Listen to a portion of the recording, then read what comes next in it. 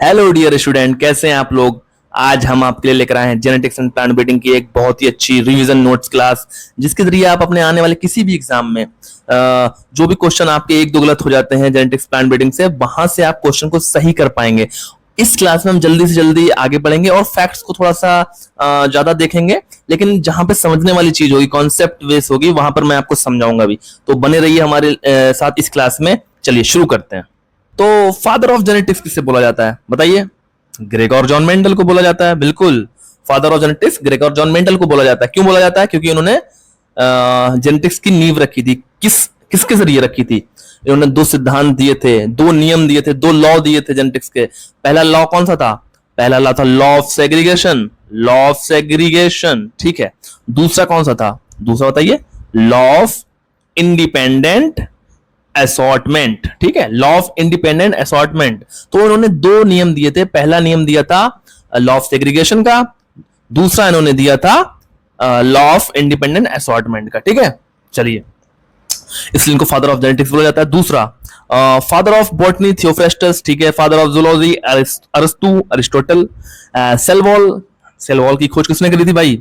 Robert Hooke ने करी थी। अच्छा, इन्होंने कोशिका की खोज भी करी है। तो क्वेश्चन है कि किसने डिस्कवर किया था कोशिका को सबसे पहले? तो आप नाम बताएंगे रॉबर्ट हुक का 1665 में, ठीक है।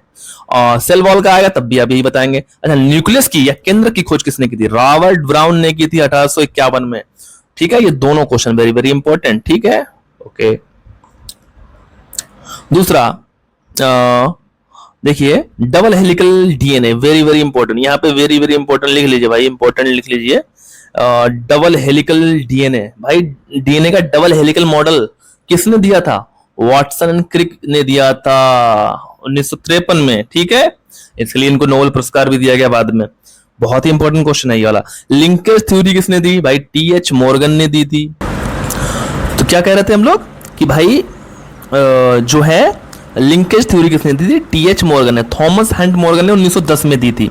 किस पे दी थी भाई? किस पे खोज करी थी भाई? उन्होंने ड्रोसोफिला पे करी थी, ठीक है। अच्छा, क्वेश्चन आएगा कि ड्रोसोफिला पे किसने दी थी लिंकेज थ्योरी? तो आप बताएंगे टीएच मॉर्गन। और लिंकेज की अगर बात आएगी प्लांट्स में, तो प्लांट्स में आप नाम याद रखेंगे वेटसन एंड पनेट का। किसका याद रखेंगे? वेटसन पनेट। लिख लीजिए भाई, राइटिंग खराब है, समझा जल्दी जल्दी समझाना भी है, तो नाम याद रखिए वेटसन एंड पनेट, ठीक है। पी में किया था उन्होंने, मटर में। चलिए, अच्छा, टर्म जेनेटिक्स किसने दिया था भाई? जल्दी जल्दी फटाक से बताइए। टर्म जेनेटिक्स दिया था वेटसन ने 1905 में। टर्म हेटेरोसिस किसने दिया था भाई? हेटेरोसिस किसने दिया? शल ने 1914 में। ओके, यहाँ पे एक एग्जाम पॉइंट्स के पर्पस से लिखा है कि भाई Mendel's law was rediscovered in 1900 by de Vries, Karl Correns and T Tschermak. तो जो मेंडल ने भाई 1865-66 में दो लॉ दिए थे भाई, तो उसकी रीडिस्कवरी कब हुई थी? 1900 में। कितने? 3 साइंटिस्ट थे उसमें, डी वरीज, कार्ल कोरेंस और टी शर्मक। इनके नाम जरूर याद रखें। तो पूछता क्वेश्चन कि मेंडल ने जो लॉ दिए थे उनकी रीडिस्कवर किसने किया था? तो 3 साइंटिस्ट थे, इनका नाम आप जरूर याद रखिए। सेल क्या है?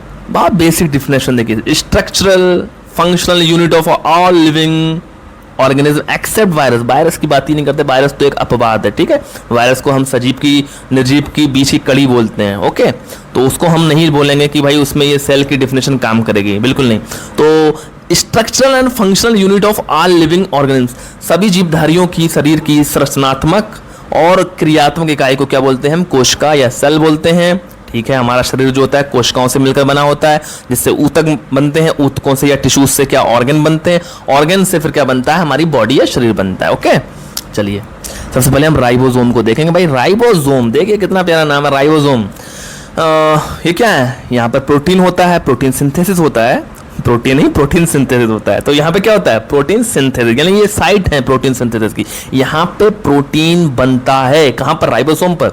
ये दो तरीके के होते हैं, एक होता है 80S, एक होता है 70S। तो 80S इन प्लांट्स लिखा है, लेकिन ये हमारे शरीर में भी 80S है। देखिए 80S का मतलब ये हो गया कि ये 2 यूनिट होती हैं, ठीक है। एक होगी 60 बड़ी वाली, छोटी वाली क्या होगी 40, 70 वाले में क्या होगा 50 + 30। अब आप कहोगे सर 60-40 तो 100 हो रहा है, और 50-30 जो हो रहा है वो 80 हो रहा है, 70 के पास या 80 के पास तो कुछ नहीं जा रहा। नहीं सर, ये ऐसा नहीं होता है। अभी जब आप डीप में इसकी मैं क्लास लूंगा ना, थोड़ा सा डिटेल में इसके बारे में बताऊंगा कि ये 80 है, इसको जब हम भाई 2 यूनिट में तोड़ रहे हैं तो 60 और 40 में जा रहा है, तब इसका तो 100 आना चाहिए, लेकिन 80 क्यों आ रहा है? और 50 और 30 में अगर 70 हम ला रहे हैं तो भी 80 बन रहा है, तो पर सर ये कैसे हो रहा है? ठीक है, बाद में हम बात करेंगे इसकी, लेकिन अभी सुनिए 80S और 70S प्रकार के ये क्या होते हैं? राइबोसोम दो तरीके के होते हैं। 80 कहाँ मिलते हैं भाई? 80 कहाँ मिलते हैं बताइए? 80 मिलते हैं आपके यूकैरियोट्स में, यूकैरियोट्स में, यानी कि हमारे जैसे मनुष्य हो गया, और जो जीव जंतु जैसे तुम्हारे ये हो गए, हाथी हो गया, शेर हो गया, भालू हो गया, ठीक है, वो यूकैरियोट्स होते हैं। और प्रोकैरियोट्स में कितने होंगे? 70S। तो प्रोकैरियोट्स में क्या होंगे? 70S, जैसे बैक्टीरिया वगैरह में, फंजाई वगैरह में, सॉरी फंजाई में नहीं, बैक्टीरिया वगैरह में, ठीक है, 70S पाए जाएंगे। तो ये एस का मतलब क्या होता है? ये होता है सेडिमेंटेशन कोफिशिएंट, ठीक है, सेडिमेंटेशन कोफिशिएंट, और स्वेट वर्क इसको यूनिट भी बोलते हैं, ठीक है। चलिए, इन्होंने कहा है कि सर प्रोकैरियोट्स वर्सेस यूकैरियोट्स, जो हम बाद में देखेंगे, पहले हम देखते हैं माइटोकॉन्ड्रिया, वेरी इंपॉर्टेंट। देखिए माइटोकॉन्ड्रिया क्या है? पावर हाउस है, किसका? सेल का पावर हाउस, यानी पावर देती है। यहाँ पे क्रेब्स साइकिल होता है, यहाँ पे क्या होता है? क्रेब्स साइकिल होता है। तो यहाँ पे क्रेब्स साइकिल होता है, पावर हाउस है ये। इलेक्ट्रॉन ट्रांसपोर्ट चेन, यहाँ पे ईटीसी होता है, इसकी इनर फोल्ड को क्रिस्टी बोलते हैं, ठीक है। दो चार चीजें यहाँ हैं। तो माइटोकॉन्ड्रिया बेसिकली क्या होता है? यहाँ पे ऊर्जा बनती है, ठीक है, यहाँ पे रेस्पिरेशन वगैरह है, और यहाँ पे क्या होता है? क्रेब्स साइकिल चलता है। चलिए, यहाँ पे क्लोरोप्लास्ट की हम बात कर लेते हैं। अब देखिए क्लोरोप्लास्ट, भैया क्लोरोप्लास्ट का मतलब क्या हुआ? जो पौधे में हरा रंग होता है वो किस वर्णित क्या बोलते हैं? पिगमेंट बोलेंगे, सॉरी किस पिगमेंट के कारण होता है? तो वो क्लोरोप्लास्ट होता है। एक्चुअल साइट ऑफ फोटोसिंथेसिस, भाई फोटोसिंथेसिस कहाँ होगा? क्लोरोप्लास्ट में होगा। क्लोरोप्लास्ट में भी कहाँ पे होगा भाई? वहाँ पे दो चीज़ें होंगी क्लोरोप्लास्ट में, एक तो स्ट्रोमा होगा। देखिए क्लोरोप्लास्ट कुछ ऐसा होता है, ठीक है, इसमें सिक्के जैसे ढेर पाए जाते हैं, ऐसे ऐसे ऐसे ऐसे ऐसे ऐसे ऐसे ऐसे ऐसे ऐसे, ये आपस में इंटरकनेक्टेड होते हैं, तो इनको क्या बोलेंगे? ग्रेना, ठीक है। जो ढेर हैं सिक्के ऐसे, इनको ग्रेना बोलेंगे। और इसके जो अंदर जो लिक्विड भरा रहता है चारों तरफ, जिसमें तैर रहे होते हैं, इसको क्या बोलोगे? स्ट्रोमा, ठीक है, स्ट्रोमा बोलोगे इसको। तो भैया जो फोटोसिंथेसिस होता है वो तो उसकी जो प्रकाश वाली प्रक्रिया होती है, जहाँ पे लाइट रिएक्शन होती है, वो ग्रेना में होती है, और उसकी जो अंधकार वाली प्रक्रिया होती है वो स्ट्रोमा में होती है। तो कहने का मतलब क्या है? क्लोरोप्लास्ट क्या है? फोटोसिंथेसिस की जगह या साइट कहलाते हैं, ठीक है। तो यहीं पे फोटोसिंथेसिस होता है। कह रहे हैं कि 40 से 80 ग्रेना होते हैं स्ट्रोमा में, ठीक है, कोई याद करने की जरूरत नहीं है। लाइसोसोम क्या होते हैं भैया? लाइसोसोम की बात अगर हम करें तो ये कुछ गोल गोल ऐसे होते हैं, गोल गोल से, इनमें बहुत सारे एंजाइम पाए जाते हैं। ये अंदर अंदर, अब ये अंदर अंदर एंजाइम पाए जाते हैं भैया। ये एंजाइम क्या होते हैं? ये इसी कोशिका को मार देते हैं और इसको लाइसोसोम को भी मार देते हैं। इसीलिए इनको बोलते हैं सुसाइडल बैग, आत्महत्या की थैली बोला जाता है, या थैले बोला जाता है। किसको? लाइसोसोम को, याद रखना, लाइसोसोम को सुसाइडल बैग या आत्महत्या के थैले बोला जाता है, क्योंकि इनके अंदर क्या होता है? हाइड्रोलाइटिक एंजाइम्स होते हैं, और ये ऑटोलिसिस यानी कि खुद की कोशिका को मार देते हैं, आत्महत्या करवा देते हैं। भैया कोशिका में क्या होता है? एक ऐसी चीज होती है कि प्रकृति ने बनाई है कि भैया कोई वायरस वगैरह अटैक करे तो तुम खुद को ही मार डालो, खुद को ही मार डालो। सेल बूढ़ी हुई तो खुद को मार डालो, मतलब खुद को मार दो, बम ब्लास्ट कर लो, आत्महत्या। चलो एग्जाम पॉइंट से देखो, फिजिकल बेसिस ऑफ लाइफ क्या बोलता है? प्रोटोप्लाज्म, प्रोटोप्लाज्म होता है। हक्सले ने कहा था, हक्सले साइंटिस्ट थे, उन्होंने क्या कहा था कि जो प्रोटोप्लाज्म है वो जीवन का आधार है, जीवन का भौतिक आधार है, फिजिकल बेसिस है। तो प्रोटोप्लाज्म में क्या होता है? दो चीजें होती है, एक तो साइटोप्लाज्म होता है, एक न्यूक्लियस होता है। जैसे ये कोशिका आपको दिख रही है यहाँ पे, ठीक है, तो साइटोप्लाज्म क्या होगा? ये चारों तरफ जो है लिक्विड, इसके अंदर जो साइटोप्लाज्म है, और जो बीच में जो है गोल गोल, ये केंद्रक है। तो भैया ये दोनों चीजें मिला के क्या बनेंगी? प्रोटोप्लाज्म बनेंगी। तो आपको समझ में आया सर प्रोटोप्लाज्म किसे कहते हैं? प्रोटोप्लाज्म में दो चीजें होंगी सर, साइटोप्लाज्म होगा और न्यूक्लियस होगा। साइटोप्लाज्म में ये आपके सब केंद्रक है, तारकाएं हैं, माइटोकॉन्ड्रिया, हल्के ये आ जाएंगे, और न्यूक्लियस तो वही है मास्टर भाई, ठीक है। चलो डिफरेंस भी आपको पता चल गया कि साइटोप्लाज्म क्या है, प्रोटोप्लाज्म क्या है, न्यूक्लियस क्या है। अब यहाँ पे इन्होंने देखो दिया है कि भैया प्रोकैरियोट्स में और यूकैरियोट्स में डिफरेंस। देखो प्रोकैरियोट्स में क्या होता है, एग्जाम्पल दे दी कि माइकोप्लाज्मा होता है, इसका एग्जाम्पल बैक्टीरिया होता है, ब्लू ग्रीन एल्गी होता है, ठीक है। नो मेम्ब्रेन बाउंड स्ट्रक्चर्स, इसमें कोई भी ऐसा कोशिकांग इसके अंदर नहीं पाया जाता जिसमें कि डबल मेम्ब्रेन पाया जाता है। जैसे माइटोकॉन्ड्रिया है, जैसे क्लोरोप्लास्ट है, ये किसमें? यूकैरियोट्स में पाए जाएंगे, तो उनमें डबल मेम्ब्रेन होती है। जैसे ये है माइटोकॉन्ड्रिया, तो इसके चारों तरफ जो होगी डबल मेम्ब्रेन, ये डबल मेम्ब्रेन हो गई, लेकिन ये यूकैरियोट्स में पाया जाता है। तो प्रोकैरियोट्स में ऐसा कोई भी कोशिकांग नहीं पाया जाएगा जिसमें कि डबल मेम्ब्रेन पाई जाए। इसमें 17 इस प्रकार के राइबोसोम होंगे, मैंने बता दिया कि प्रोकैरियोट्स में 17 इस प्रकार के होंगे, यूकैरियोट्स में 80 इस प्रकार के होंगे। देखो यूकैरियोट्स करें हायर प्लांट्स को यूकैरियोट्स बोलते हैं, एनिमल्स जिसमें हम मनुष्य भी आते हैं। ट्रू न्यूक्लियस पाया जाता है भाई, ट्रू न्यूक्लियस पाई जाएगा। देखो चारों तरफ भाई इसके डबल मेम्ब्रेन है, बीच में न्यूक्लियस भी है, केंद्रिका भी है, इसमें क्रोमोजोम तैर रहे हैं, स्ट्रोमा भी है, बढ़िया मतलब ट्रू न्यूक्लियस है। तो इसकी तरह थोड़ी है प्रोकैरियोट्स में कि खाली डीएनए ऐसे पड़ा रहता है, ना कोई मेम्ब्रेन है ना कुछ है, ठीक है।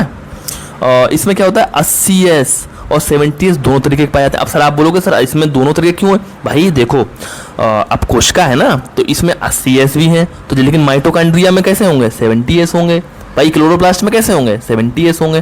तो यूकैरियोट्स में 80s पाया जाता है राइबोसोम और 70s भी पाया जाता है, लेकिन प्रोकैरियोट्स में केवल 70s पाया जाता है। चलिए एग्जाम पॉइंट्स के हिसाब से तो मैंने बता दिया फिजिकल बेसिस ऑफ लाइफ, ठीक है, हक्सले ने बोला था। चलो आगे बढ़ते हैं। चलो मैं ज़्यादा बोलता हूँ, सॉरी थोड़ी सी आदत सी बढ़ गई है, कोई बात नहीं, डोंट माइंड, आप माइंड नहीं करेंगे। हाँ भाई साहब अब देख लीजिए दूसरी डिवीजन, सेल डिवीजन, कोशिका विभाजन। कोशिका बट रही है, ठीक है, दो तरीके से होता है भाई, हम पढ़ते चले आए सर। एक तो माइटोसिस होता है, ओके नॉट बैड, एक तो माइटोसिस होता है, दूसरा मियोसिस होता है। माइटोसिस कहाँ होता है सर? सर माइटोसिस जो होता है वो सोमैटिक सेल्स में होता है या वेजिटेटिव सेल्स में होता है? अच्छा वेजिटेटिव सेल्स में होता है। हाँ सर वो कोशिकाएं वेजिटेटिव या सोमैटिक सेल्स कहलाती हैं जहाँ जो रिप्रोडक्शन में भाग नहीं लेती। अच्छा सर ये मियोसिस में, मियोसिस कहाँ होता है सर? ये रिप्रोडक्टिव सेल्स में होता है। कहाँ पर? जैसे आपके गैमेट्स हो गए, स्पर्म हो गए, ओव्यूल हो गए, ठीक है सर, वहां पे क्या होगा मियोसिस होगा, अर्धसूत्री विभाजन होगा, माइटोसिस समसूत्री विभाजन। चलो अच्छा ये है क्या, तो माइटोसिस को देख लेते हैं पहले। देखो माइटोसिस में क्या होगा, एक कोशिका जो होगी वो मदर कोशिका होगी जिसमें विभाजन होगा, ये मदर कोशिका है। अब इससे कितनी कोशिकाएं बनेंगी भैया? इससे केवल और केवल 2 बनेंगी, छोटी वाली पुत्री कोशिकाएं। कितनी बनेंगी? 2 पुत्री, डॉटर सेल्स, ये डॉटर लिख देता हूं मैं, डॉटर। तो एक कोशिका से 2 पुत्री कोशिकाएं बनना माइटोसिस में ही पॉसिबल है। और दोनों कोशिकाओं में जो पुत्री कोशिका हैं, दोनों प्रोजनी सेल्स में जो क्रोमोसोम का नंबर होगा वो मदर सेल के बराबर होगा, याद रखना बिल्कुल। अगर यहाँ पे 46 है ना मदर में, तो इन दोनों में भी 46 होंगे। बार बार ऊपर क्यों चला जा रहा है, सॉरी। यहाँ पर भी 46 और यहाँ दूसरी वाली में भी 46, यानी कि दोनों जो कोशिकाएं बन रही है ना उनमें अपनी मदर सेल्स के बराबर क्रोमोसोम होगा और संख्या में केवल 2 बनेंगी। Clear? Okay sir clear. Meiosis में क्या है? मियोसिस में सर एक कोशिका है ना, ये मदर वाली है, तो इससे सर 4 बनेंगी। 4 बनेंगी? हाँ सर 4 बनेंगे, 1 2 3 और 4 बनेंगी। अच्छा सर एक तो ये हो गया, 4 बनेंगी। दूसरा सर क्या है? अच्छा दूसरा बात ये है कि अगर इसमें 46 है सर, तो बाकी सभी में 23 23 23 और 23 क्रोमोसोम पाए जाएंगे। अच्छा सर मदर कोशिका के आधे क्रोमोसोम या गुणसूत्र पाए जाएंगे मियोसिस के द्वारा? हाँ सर, तभी तो गैमेट्स में भैया हाफ होता है नंबर। भाई स्पर्म में तो भाई अगर ह्यूमन स्पर्म है तो उसमें कितने क्रोमोसोम होंगे? 23। ओव्यूल में कितने होंगे फीमेल के? 23, जस्ट हाफ, क्योंकि उसमें मियोसिस हुआ है। ओके क्लियर हो गया। चलो अब माइटोसिस देख लेते हैं, होता क्या है भाई माइटोसिस? सर माइटोसिस बता दीजिए। देखो पहले फेज देख लेते हैं, इंटरफेज। जैसे ये है भैया एक कोशिका चक्र, तो सबसे बड़ा इसमें जो फेज होगा वो ये होगा, ये वाला। इसमें भी 3 अवस्थाएं होंगी, हम बताएंगे। एक तो होगा G1, एक होगा एज और एक होगा G2। तो ये पूरा जो है ना ये कहलाएगा इंटरफेस, यानी कि अंतरावस्था।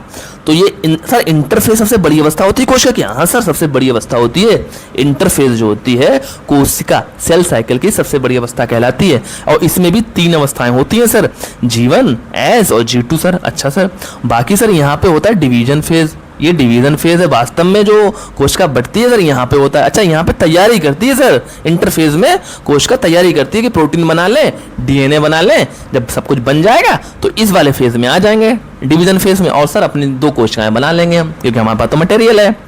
अच्छा सर समझ में आ गया।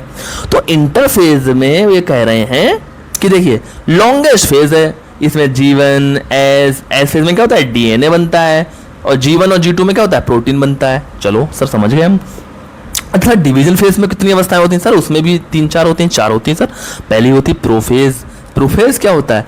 थ्रेड लाइक स्ट्रक्चर भाई ऐसे है मान लो प्रोफेज में, तो ये थ्रेड लाइक स्ट्रक्चर, ये क्रोमोसोम ऐसे उलझा हुआ सा पड़ा होगा कहीं सर, धागे की तरह दिख रहा होगा। तो इसकी विशेषता है कि प्रोफेज में जो कोशिका जाती है तो धागे की तरह दिखती है। अच्छा सर दूसरी कौन सी है? ये तो फर्स्ट हो गई डिवीजन फेज की। दूसरी सर मेटाफेज होता है, मेटाफेज होता है। अच्छा इसमें सर किसकी विशेषता है क्या? इसमें क्या होता है बेटा, इसमें जो क्रोमोसोम है ना जो धागे की तरह दिख रहे थे प्रोफेज में, इसमें आते आते वो क्या होता है, इक्वेटोरियल प्लेट जो बीच में बराबर भाग में बांटती है कोशिका को, इक्वेटोरियल प्लेट एक इमेजिनरी प्लेट है, मतलब कह सकते हो कि आधी आधी हिस्से में कोशिका को बांटने वाली प्लेट को इक्वेटोरियल प्लेट बोलते हैं। तो सर जो क्रोमोसोम थे वो सर थिक हो गए सर, मोटे हो गए। अब मोटे होकर सर वो यहाँ पर आ गए सर, यहाँ पर उपस्थित हो गए सर, यहाँ पर आ गए सर, वो इस प्लेट पे सर आ गए वो। अच्छा सर मेटाफेज में क्या हो रहा है सर, क्रोमोसोम इक्वेटोरियल प्लेट पे आ गए। हाँ सर यही होता है इसमें। ये क्या कह रहे हैं, देखो thickest and shortest chromosome based observation question आएगा। क्या पूछेगा आपसे, सेल डिवीजन की ऐसी कौन सी फेज है जहां पर हम क्रोमोसोम को ऑब्जर्व कर सकते हैं, उसकी स्टडी कर सकते हैं, उसको अच्छे से देख सकते हैं? आपका आंसर होगा, अरे सर मैं बताता हूं सर मेटाफेज होती है। अच्छा बेटा मेटाफेज होता है, क्यों? क्योंकि सर मेटाफेज में क्रोमोसोम आते आते अपने आप को थिक कर लेते हैं, कंडेंस कर लेते हैं, जिससे वो अच्छी तरीके से दिखाई देने लगते हैं। तब हम उनको देख सकते हैं, उनकी संरचना की स्टडी कर सकते हैं। ओह माय गॉड, अच्छा ये बात थी। हाँ सर ये बात थी, ओके।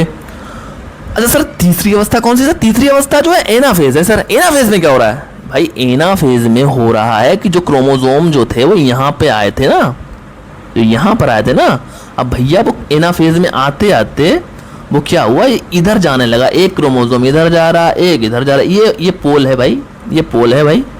तो एक क्रोमोसोम इधर जा रहा, एक इधर जा रहा, एक इधर जा रहा, एक इधर। तो एनाफेज में क्या हुआ सर, जो मेटाफेज में बीच में उपस्थित हुए थे वो एनाफेज आते आते वो दूसरी तरफ यानी दोनों अपोजिट पोल की तरफ मूव करने लगे। अच्छा सर क्रोमोसोम सेपरेट होने लगे? हाँ सर क्रोमेटिड जो थे या क्रोमोसोम थे वो सेपरेट होने लगे, अपोजिट पोल पे जाने लगे। अच्छा सर ये शॉर्टेस्ट फेज है। अच्छा इसमें सबसे कम समय लगता है सर, तो क्वेश्चन कहाँ से आए, यहीं से कि सेल डिवीजन की सबसे छोटी फेज कौन सी है? तो आप बताओगे एनाफेज, ठीक है, ओके सर। सबसे बड़ी कौन सी है? प्रोफेज कहलाएगी। चलिए टीलोफेज क्या है? अरे अब क्या हुआ सर टीलोफेज में? अरे सर मैं बताता हूँ टीलोफेज में क्या हुआ सर, जो क्रोमोसोम थे ना सर वो पहुंच गए। अब ये कोशिका जो है ना सर यहाँ से डिवाइड होना शुरू हो गई, ये क्रोमोसोम यहाँ पे आ गया, ये क्रोमोसोम यहाँ आ गया सर। अब ये यहाँ से क्या हुआ सर, अलग अलग कोशिकाएं बन गई सर, ये इसमें क्रोमोसोम फिर से उलझ गया ऐसे करके, और न्यूक्लियोलस आ गई, केंद्रिका भी आगे सर दिखने लगी। अच्छा सर टीलोफेज में इसका मतलब सर सेल पूरी तरीके से बट गई दो हिस्सों में। हाँ सर दो से बट गई, और इसमें न्यूक्लियोलस, केंद्रिका, देखिए केंद्रक नहीं है, केंद्रिका की बात हो रही है। जो केंद्रक के अंदर छोटा सा यहाँ पे ऐसा गोल गोल सा हिस्सा होता है ना वो केंद्रिका कहलाता है। अरे सर केंद्रिका दिखने लगी? हाँ सर केंद्रिका दिखने लगी। चलिए सर पढ़ लिया हमने तो सर। माइटोसिस बड़ा सिंपल है सर। इंटरफेज में 3 है, G1 है, G2 सर। बाकी डिवीजन में भी 4 है सर, प्रोफेज है, मेटाफेज है, एनाफेज है, टीलोफेज। सर आपने समझा दिया बहुत अच्छे से, हम समझ गए। Okay very good.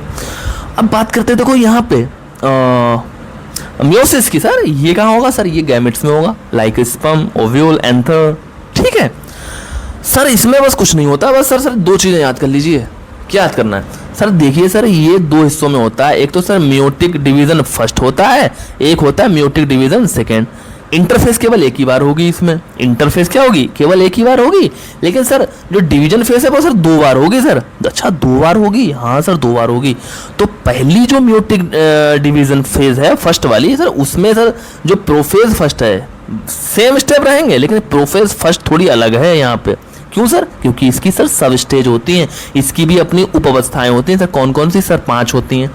पहली सर लेप्टोटीन है, दूसरी सर जाइगोटीन है, तो तीसरी पैचिटीन है, चौथी डिप्लोटीन है और डाइकाइनेसिस है सर। सर याद नहीं हो रहा, याद करा देते हैं।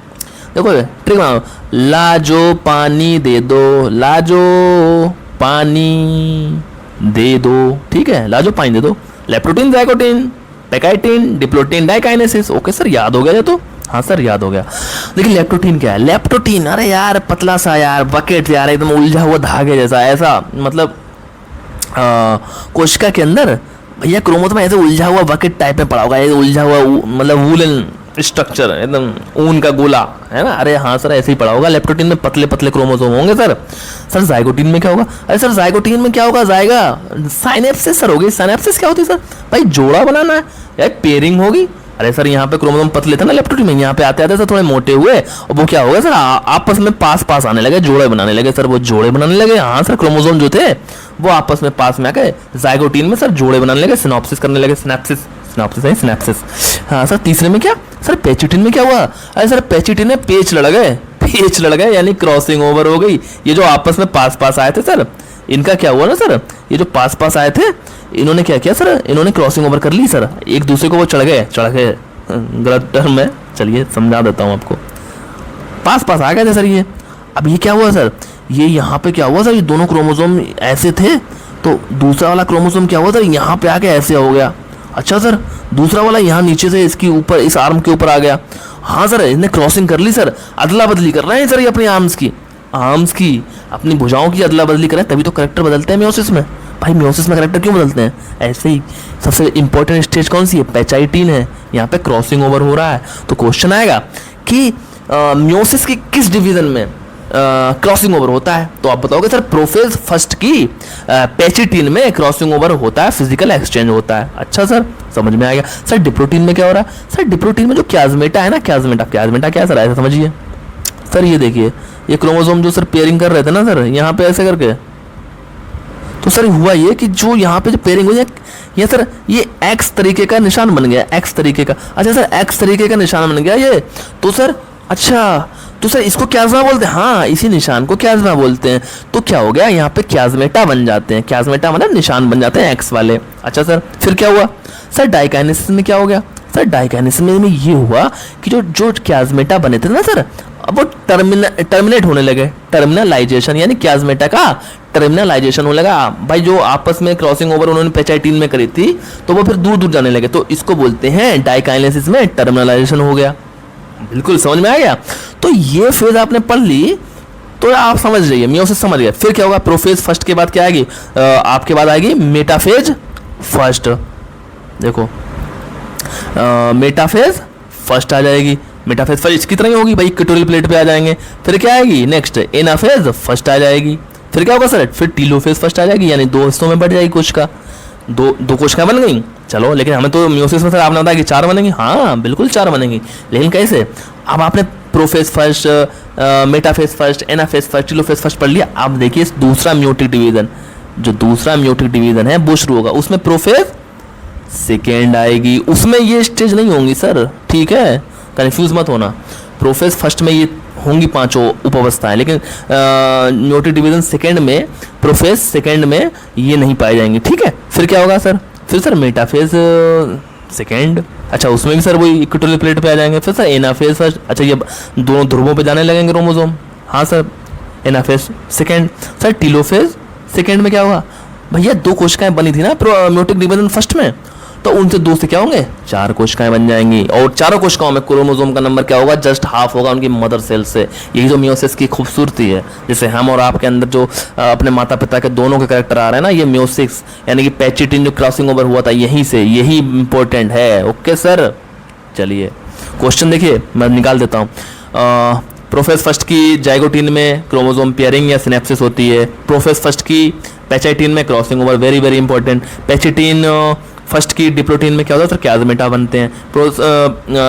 मियोसिस की प्रोफेज फर्स्ट की डाइकाइनेसिस में क्या हो रहा है सर, टर्मिनलाइजेशन हो रहा है। ओके सर, बस क्वेश्चन आ गया यहाँ से निकल के, समझ में आ गया होगा आई थिंक आपके। चलिए आगे बढ़ते हैं। देखिए थोड़ा सा मैंने एक स्लाइड और डाल दी थी इसमें ताकि थोड़ा अच्छे से समझ में आ जाए आपको। चलिए वहाँ से नहीं समझ में आया तो यहाँ से और समझ लेते हैं थोड़ा सा, क्या दिक्कत है, अरे पढ़ेंगे यार।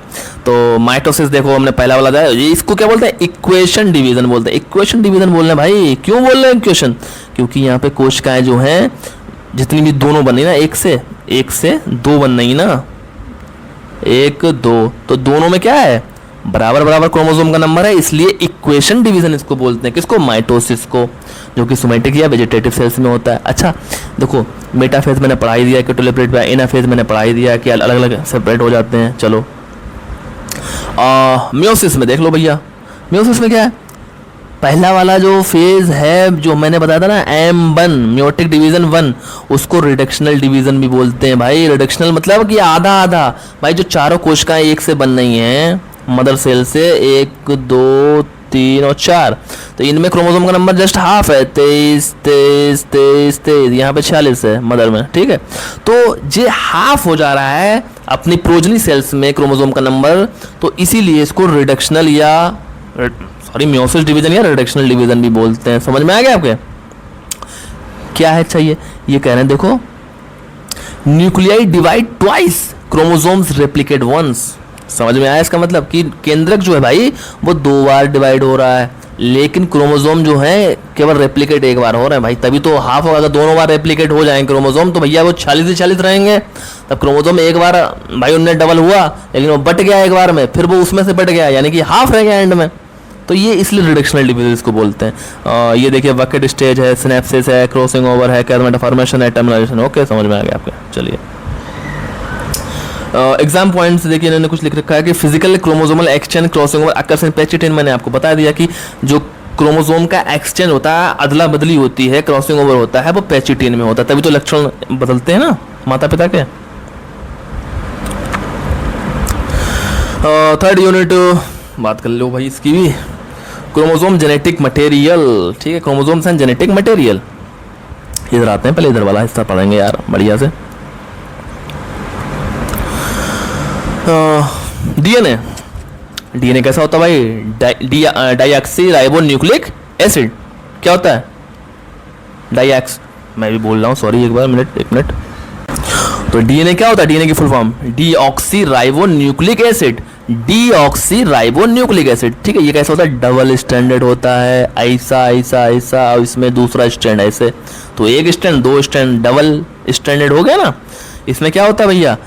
शुगर होता है, नाइट्रोजन बेस होते हैं, ठीक है, और फॉस्फेट ग्रुप होता है जो कि क्या बनाता है? प्यूरिन्स और पायरिमिडिन्स बनाता है। तो ये मैं आपको बताऊंगा कि डीएनए कैसा है, इसमें क्या क्या चीज़ें होती हैं, तो एक जनरल मैं ओवरव्यू आपको फिर भी दे देता हूँ यहीं पे। देखो like DNA, deoxyribo nucleic acid, इसमें 3 चीज़ें होंगी। कौन सी सर 3 चीज़ें होंगी? सर एक तो शुगर होगी, दूसरा सर इसमें नाइट्रोजनस बेस होंगे सर, तीसरा सर फॉस्फेट ग्रुप होगा सर। अच्छा, ये 3 चीजें मिलकर सर क्या बनता है?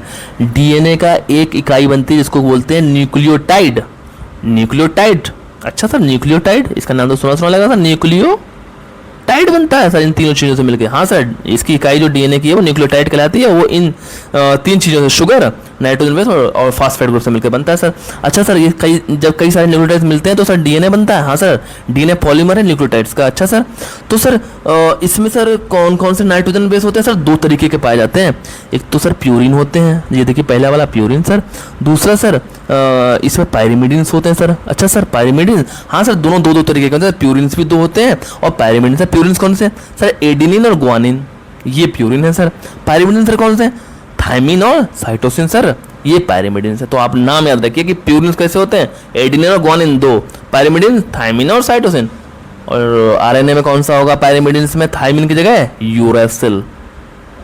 चलो बेहतरीन। आरएनए की बात कर लो भाई फटाक से। Ribose nucleic acid full form है, वहां पे था डीऑक्सीराइबो न्यूक्लिक एसिड, यहाँ पे राइबोज न्यूक्लिक एसिड। यूरेसिल क्या है? रिप्लेस करता थायमिन को। वहां पे क्या था? पायरिमिडिन में आपने पढ़ा था ना, 2 नाइट्रोजन बेस होते हैं, एक तो आपने पढ़ा था थायमिन, दूसरा आपने क्या पढ़ा था? साइटोसिन। 2 होते हैं ना, लेकिन ये डीएनए के केस में था। अब आप बात कर रहे हैं आरएनए की। आरएनए में क्या हुआ भाई? आरएनए में सर मैंने बताया था ना, तो ये थायमिन को रिप्लेस कौन कर देगा सर? यूरेसिल कर देगा सर, यूरेसिल आ जाएगा सर थायमिन की जगह। अच्छा सर, हाँ सर ये फर्क है, वहाँ पे सर थायमिन था, यहाँ पे सर यूरेसिल होगा आरएनए में। ओके सर, समझ गए, नहीं भूलेंगे कभी। सर आरएनए सर कितने तरीके के होते हैं? सर आरएनए जो होते हैं वो 3 तरीके के होते हैं मोस्टली। आरआरएनए या राइबोसोमल आरएनए सर, ये 80% पाए जाते हैं और सबसे ज़्यादा मात्रा में यही होते हैं सर। अच्छा, सबसे ज़्यादा कौन पाया जाता है? आरआरएनए, यहाँ पे प्रोटीन सिंथेसिस होता है सर। अच्छा सर, दूसरा वाला sir tRNA sir, transfer RNA या सोल्यूबल आरएनए इसको बोलते हैं सर। अच्छा सर, ये 10 से 15% ही पाया जाता है। ये सर क्या करता है सर? इसका सर काम क्या होता है? ये अमाइनो एसिड को सर कैरी करता है, यानी अमाइनो एसिड को लेकर आता है जब प्रोटीन सिंथेसिस हो रहा होता है, ट्रांसक्रिप्शन ट्रांसलेशन। तो सर ये क्या करता है सर? ये अमाइनो एसिड को ट्रांसलेशन की फेज में लेकर आता है। अच्छा सर, इसका काम ये है। हाँ सर, ट्रांसफर, नाम ही ट्रांसफर है sir. Okay sir. MRNA sir, last वाला सर, ये मैसेंजर है, इसके साथ सर मैसेज होता है सर। अच्छा सर कौन सा मैसेज होता है? सर जो डीएनए हमारा है ना सर, वो बाहर आके सर साइटोप्लाज्म में सर राइबोसोम के साथ काम डायरेक्ट नहीं कर सकता, तो सर वो अपना क्या करता है, जो उसके अंदर जो मैसेज लिखा होता है ना सर, वो सर आरएनए के रूप में सर बाहर भेज देता है, क्योंकि आरएनए से सर्वाइव कर जाएगा बाहर के एटमोसफियर में, कोशिका के, और सर डीएनए सर वो नहीं कर सकता। अच्छा सर ट्रांसक्रिप्शन वही होता है सर डीएनए से जब आरएनए बनता है? हाँ सर, जब डीएनए से आरएनए जो बनता है ना, उस प्रक्रिया को ट्रांसक्रिप्शन बोलते हैं सर। डीएनए अपनी कॉपी बना देता है ताकि आरएनए में जो कोड है ना सर, डीएनए के पास जो कोड है ना सर, वो आरएनए में वही सेम जाता है और सर वो बाहर जाके काम करता है। अच्छा सर प्रोटीन बनाता है सर? हाँ प्रोटीन सर, जब एमआरएनए से, मैसेंजर आरएनए से सर जब प्रोटीन का निर्माण या अमाइनो एसिड का निर्माण होता है सर, उस प्रक्रिया को सर ट्रांसलेशन बोलते हैं सर। ओके सर समझ में आ गया सर। एमआरएनए क्या है सर? मैसेंजर है, ये मैसेज लेकर आता है, जेनेटिक इन्फॉर्मेशन होती है कि सर कहाँ पे आंख बनाना है सर, कहाँ पे आंख का कलर कैसा नीला करना है, काला करना है सर, अच्छा बालों का सर क्या करना है, हाइट कैसी करना है सर, ये सब डीएनए के अंदर है सर। वो अपना आरएनए बना देता है सर ट्रांसक्रिप्शन के द्वारा, तो उसका ट्रांसलेशन हो जाता है सर। यही सर होता है सर प्रोटीन सिंथेसिस। तो ओके सर हम तो समझ गए। चलो सर आप और बता दीजिए सर कुछ अच्छी अच्छी बातें। बिल्कुल बताएंगे यार, इसलिए तो बैठे हैं। सोमैटिक क्रोमोसोम नंबर यार याद कर लो ऐसे ही, व्हीट में 42 होते हैं, पोटैटो टोबैको में 48 यार, और राइस टोमेटो में 24 होते हैं, मेज और ज्वार में 20 होते हैं सर, ओनियन में 16, बार्ले और राई पी में सर 14 होते हैं सर, मेन में 46 होते हैं, ड्रोसोफिला में सर 8 होते हैं। ये ड्रोसोफिला वाला सर याद कर लीजिए आप, और सर ये राउंड वार्म वाला याद कर लीजिए। हो सकता है सर कभी कभी पूछ लेता है कहीं ना कहीं, तो सर ये दो तो याद कर लीजिए सर, ड्रोसोफिला में 8 और राउंड वार्म में सर 2 होते हैं। Okay very good sir. Exam point में क्या लिखा है सर? अरे ये लिखा है इन्होंने भाई कि क्रोमोसोम को सबसे पहले जो डिस्क्राइब किया था वो स्ट्रॉसबर्गर ने 1875 में किया था। सर इसका नाम किसने दिया? सर इसका नाम जो था सर वाल्डियर ने दिया। तो डिस्क्राइब किसने किया? स्ट्रॉसबर्गर ने 1875 में। इसका नाम जो क्रोमोसोम दिया है वो वाल्डियर ने 1888 में दिया सर। सर याद हो गया हमें, हम नहीं भूलेंगे अब। वेरी गुड यार, ये नहीं भूलोगे बिल्कुल। नेक्स्ट सर अब तो आया है क्रोमोसोमल एबरेशंस। अच्छा सर ये क्या है क्रोमोसोमल एबरेशंस? सर इसको क्रोमोसोमल एबनॉर्मलिटीज भी बोलते हैं सर, क्योंकि सर ये यहाँ पे क्रोमोसोम में गड़बड़ी हो रही है सर, उसके स्ट्रक्चर में, उसके नंबर में।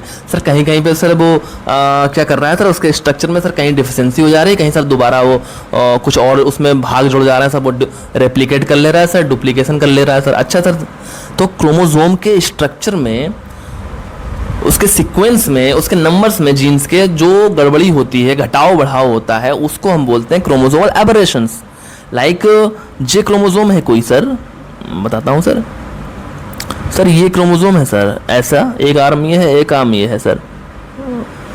सर यहाँ पे एक हिस्सा ये है, एक ये है, एक ये है सर, एक ये है, एक ये है सर, एक ये। सर इसका नाम 1 2 3 4 5 6 7 8 है सर।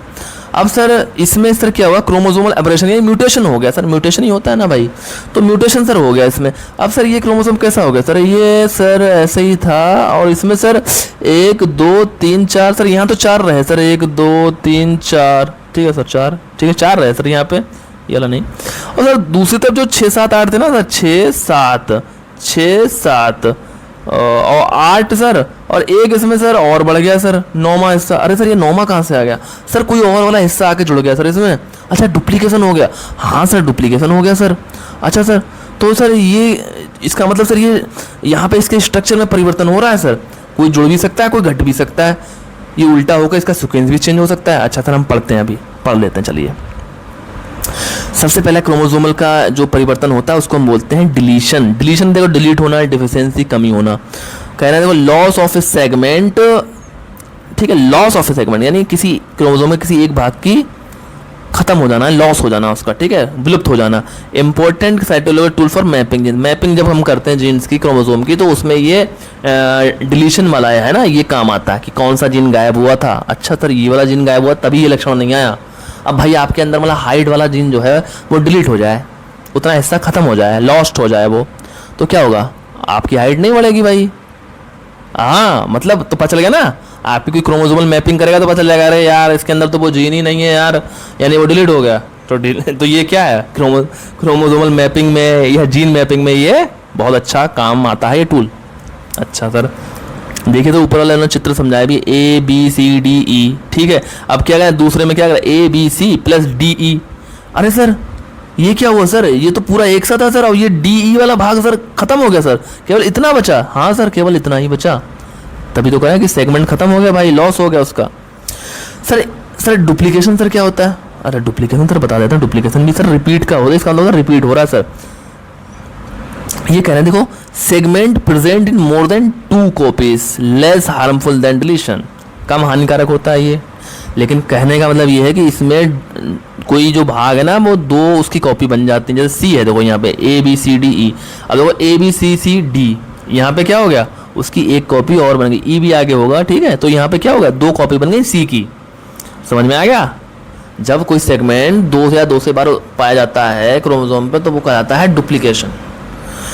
सर इन्वर्जन क्या है? सर इन्वर्जन जो है ना सर, वो जब कोई सर हिस्सा है ना सर, वो अपना मतलब सर पलट कर सर 180 डिग्री, सर 180 डिग्री के एंगल पर पलट कर सर उल्टा होकर दोबारा सर उसी से लग जाता है, तो सर वो इस घटना को इन्वर्जन बोलते हैं। सर इन्वर्जन, अच्छा इन्वर्जन बोलते हैं।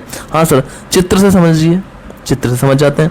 ABCD देखिए सीधा सीक्वेंस है, ABCD, अब देखो ADE, अब देखो भैया यहाँ B की जगह D आ गया, C आ गया, ठीक है। तो ये D, C और D वाला जो सीक्वेंस था ना वही पलट गया एकदम।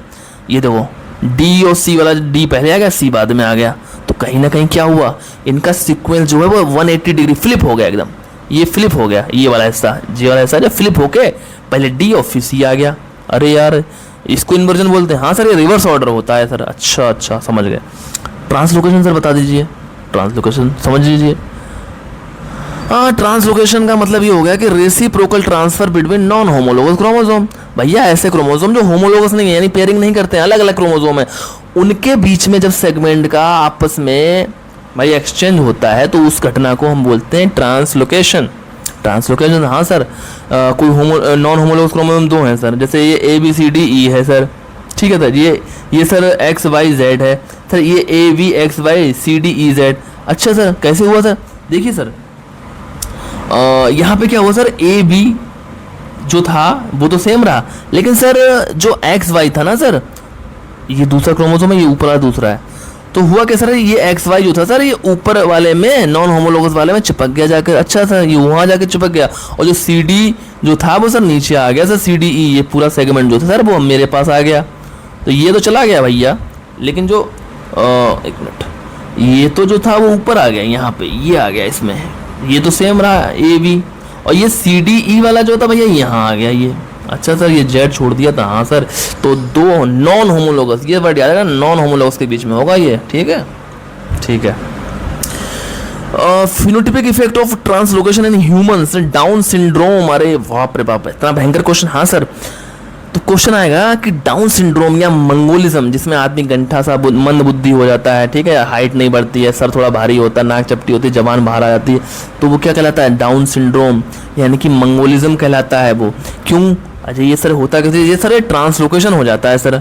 अच्छा, ये ट्रांसलोकेशन के द्वारा होता है। हाँ सर, ये ट्रांसलोकेशन के द्वारा हो जाता है। ओके, समझ में आ गया, ठीक है। Genome, basic monoploid set of chromosome. तो देखो पहले तो समझो तुम भैया जीनोम क्या होता है, तुम पहले ये समझो जीनोम सर क्या होता है। अच्छा जीनोम समझा दीजिए सर। देखो भैया, complete set of chromosome is known as genome, ठीक है, complete set of chromosome in a diploid organism. जैसे मनुष्य की हम बात कर लेते हैं तो हमारे अंदर कितने क्रोमोसोम होते हैं भैया? 46 होते हैं। तो ये 2n बराबर 46 लिखा जाता है ऐसे करके, 2n बराबर 46। भाई डिप्लॉयड है ना हम लोग, तो 2n डिप्लॉयड का निशान है, 46 होते हैं। अच्छा सर, तो सर जीनोम कहलाएगा या ये 46? नहीं, ये जीनोम नहीं कहलाएगा। तो जीनोम क्या कहलाएगा सर? Complete set. अब ये 46 क्रोमोसोम है ना सर, ये पेयरिंग में रहते हैं ना सर, जोड़े में रहते हैं ना, तो हम क्या कहते हैं 23 जोड़े रहते हैं। तो n बराबर कितना हो गया सर? 23। ओके सर, अब समझ में आया। तो जो n है ना वो क्या है? जीनोम है, लेकिन इसको प्रदर्शित हम हमेशा x से करेंगे, x। तो जीनोम को हमेशा x से प्रदर्शित किया जाता है और हैप्लॉइड नंबर को n से किया जाता है। जो हैप्लॉइड नंबर है, अब सर आप कहेंगे सर ये हैप्लॉइड और सर ये जीनोमिक नंबर सर सेम लग रहा है, ये x और n सर। नहीं बेटा, देखो अभी मैं तुम्हें एक एग्जांपल और दे रहा हूँ, समझो बात को। x बराबर, ह्यूमन की बात हो रही, 23, n बराबर 23 सर। सर यहाँ पर क्या हुआ? इस केस में x और n यानी जीनोमिक नंबर और हैप्लॉइड नंबर सेम है। लेकिन अब आप वीट की बात कर लो, वीट में कितने होते हैं? 2n बराबर 42, एक्सैप्लॉइड है ना। तो सर 42 होते हैं सर, तो इसमें n बराबर क्या होगा? अब आप बताओ, बहुत से बच्चे बताएंगे सर n बराबर कितना होता है। अब मैं आपसे पूछूंगा n बराबर कितना होता है वीट में तो आप कहोगे सर 21 होता है। आप क्या कहोगे सर 21 होता है सर? अरे बेटा 21 जो है वो गड़बड़ बात है, गलत बात है, बिल्कुल गलत है। तो सुनो मेरी बात, अब वीट की बात जब चल रही है तो सुनो। तो यहाँ पे 2n बराबर कितना था? 42 था। और सर x बराबर सर कितना होगा और n बराबर कितना, ये बता दीजिए सर। तो n बराबर दिमाग जाएगा ना सर, x बराबर तो सर 21 होगा, n बराबर सर कितना होगा? देखो n बराबर, सॉरी मैंने उस समय गलत बोल दिया था, n बराबर तो 21 होगा ही होगा, उसमें गलत बोल दिया। n बराबर 21 होगा, जस्ट हाफ 2n का, ये तो सर हैप्लॉइड नंबर होगा ही होगा। लेकिन x जो जीनोमिक नंबर है वो 21 नहीं होगा सर। कितना होगा यहाँ पे होगा 7, क्योंकि अगर हम डिप्लॉयड स्पीसीज की बात करें, ट्रू डिप्लॉयड जो वीट का होता है उसमें केवल 14 होते हैं क्रोमोसोम, 2n बराबर 14 होते हैं, और 14 का आधा कितना होता है? n बराबर 7। तो यहाँ पे x की वैल्यू भी 7 होगी। एक ट्रू डिप्लॉयड, यानी कि एक ट्रू डिप्लॉयड ऑर्गेनिज्म में जो हैप्लॉइड नंबर है वो हमेशा हमेशा जीनोमिक नंबर के बराबर होता है। ये बात हमेशा याद रख लेना, जितना भी मैंने पढ़ाया उसमें सबसे इंपॉर्टेंट चीज़ यही है कॉन्सेप्ट कि जीनोमिक नंबर यानी x जो है वो हमेशा एक ट्रू डिप्लॉयड स्पीसीज में, हेक्साप्लॉइड या टेट्राप्लॉइड की बात ना हो रही कि वहाँ पे 4 क्रोमोसोम के सेट है या 2 क्रोमोसोम का, नहीं। जहाँ पर क्रोमोसोम का केवल एक ही सेट होता है वहाँ पे हैप्लॉइड नंबर और जीनोमिक नंबर सेम रहते हैं। समझ में आ गया? ओके, क्लियर सर, बिल्कुल। इनको बेसिक या मोनोप्लाइड भी बोलते हैं, ठीक है। जीनोम को क्या बोलते हैं? मोनोप्लाइड भी बोलते हैं, बेसिक क्रोमोसोम नंबर भी इनको बोलते हैं सर। पॉलीप्लाइडी और इसमें एन्यूप्लाइड्स 2 तरीके के होते हैं सर जीनोमिक नंबर में। हेर बदल हो रही है भाई, यहाँ पे भी म्यूटेशन हो रहा है। देखो पहले हमने पढ़ा था जो क्रोमोसोमल एबरेशन, उसमें कैसा था? उसमें उसके स्ट्रक्चर में था डिलीशन, डुप्लीकेशन, इन्वर्जन और ट्रांसलोकेशन। वो 4 तरीके जो थे वो उसके सीक्वेंस में, उसके स्ट्रक्चर में परिवर्तन कर रहे थे। लेकिन जो यहाँ पे हम पढ़ने वाले हैं ना, ये उसके नंबर में, यानी कि जितना 46 नंबर है आपका क्रोमोसोम का 2n बराबर, तो ये 47 हो जाएगा, 45 भी हो सकता है, 48 भी हो सकता है। तो क्या होगा? एबनॉर्मलिटीज़ बढ़ जाएंगी, म्यूटेशन हो जाएगा, कहीं ना कहीं हम लोग मंद बुद्धि या फिर हाइट कम रह जाएगी, कोई ना कोई बीमारी हो जाएगी।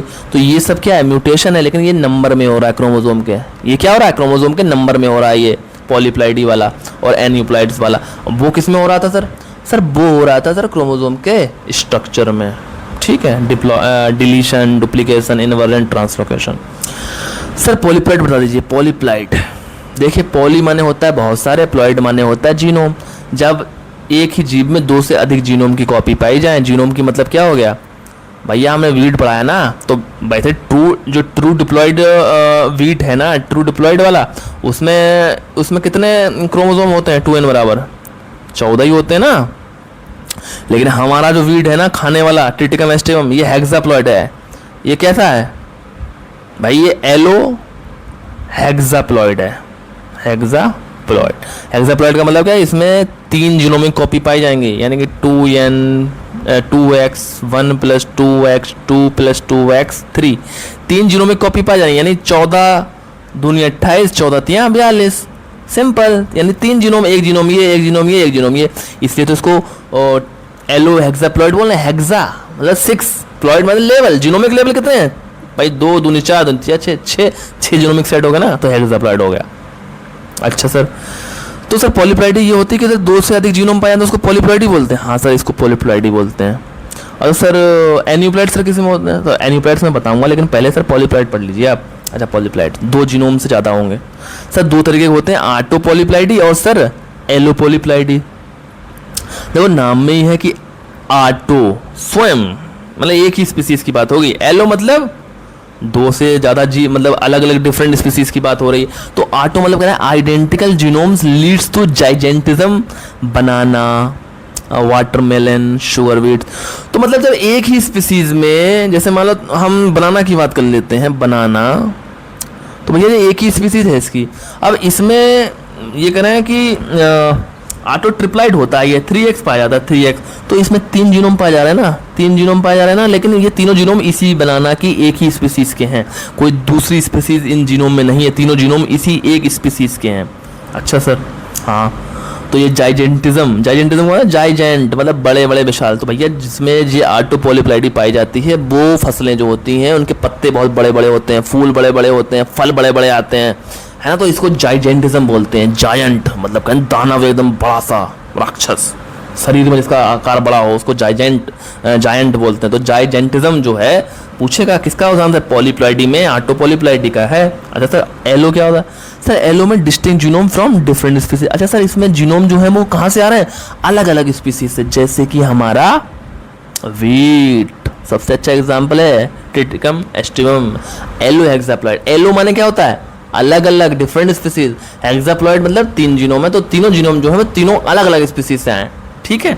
तो इसको हम बाद में भाई जब हम जीनोम जो तीनों जीनोम आते हैं तो ये एक ही सिंगल सेट में रहते हैं, मतलब इनका जोड़ा नहीं होता पेयरिंग। तो पेयरिंग करने के लिए हम दूसरा या जोड़ा बनाने के लिए हम कोल्चिसिन का ट्रीटमेंट करते हैं। कोल्चिसिन क्या करता है, कोल्चिसिन क्रोमोसोम का नंबर डबल कर देता है बिना उनको डिवीजन किए हुए, बिना कोशिका को विभाजित किए हुए। कोशिका सेम रहेगी लेकिन भाई क्रोमोसोम तो सिंगल सिंगल रहेगा ना, तो उनको भाई सिंगल रहेंगे तो फर्टाइल नहीं होंगे। फर्टाइल बनाने के लिए जोड़ा चाहिए ना क्रोमोसोम का।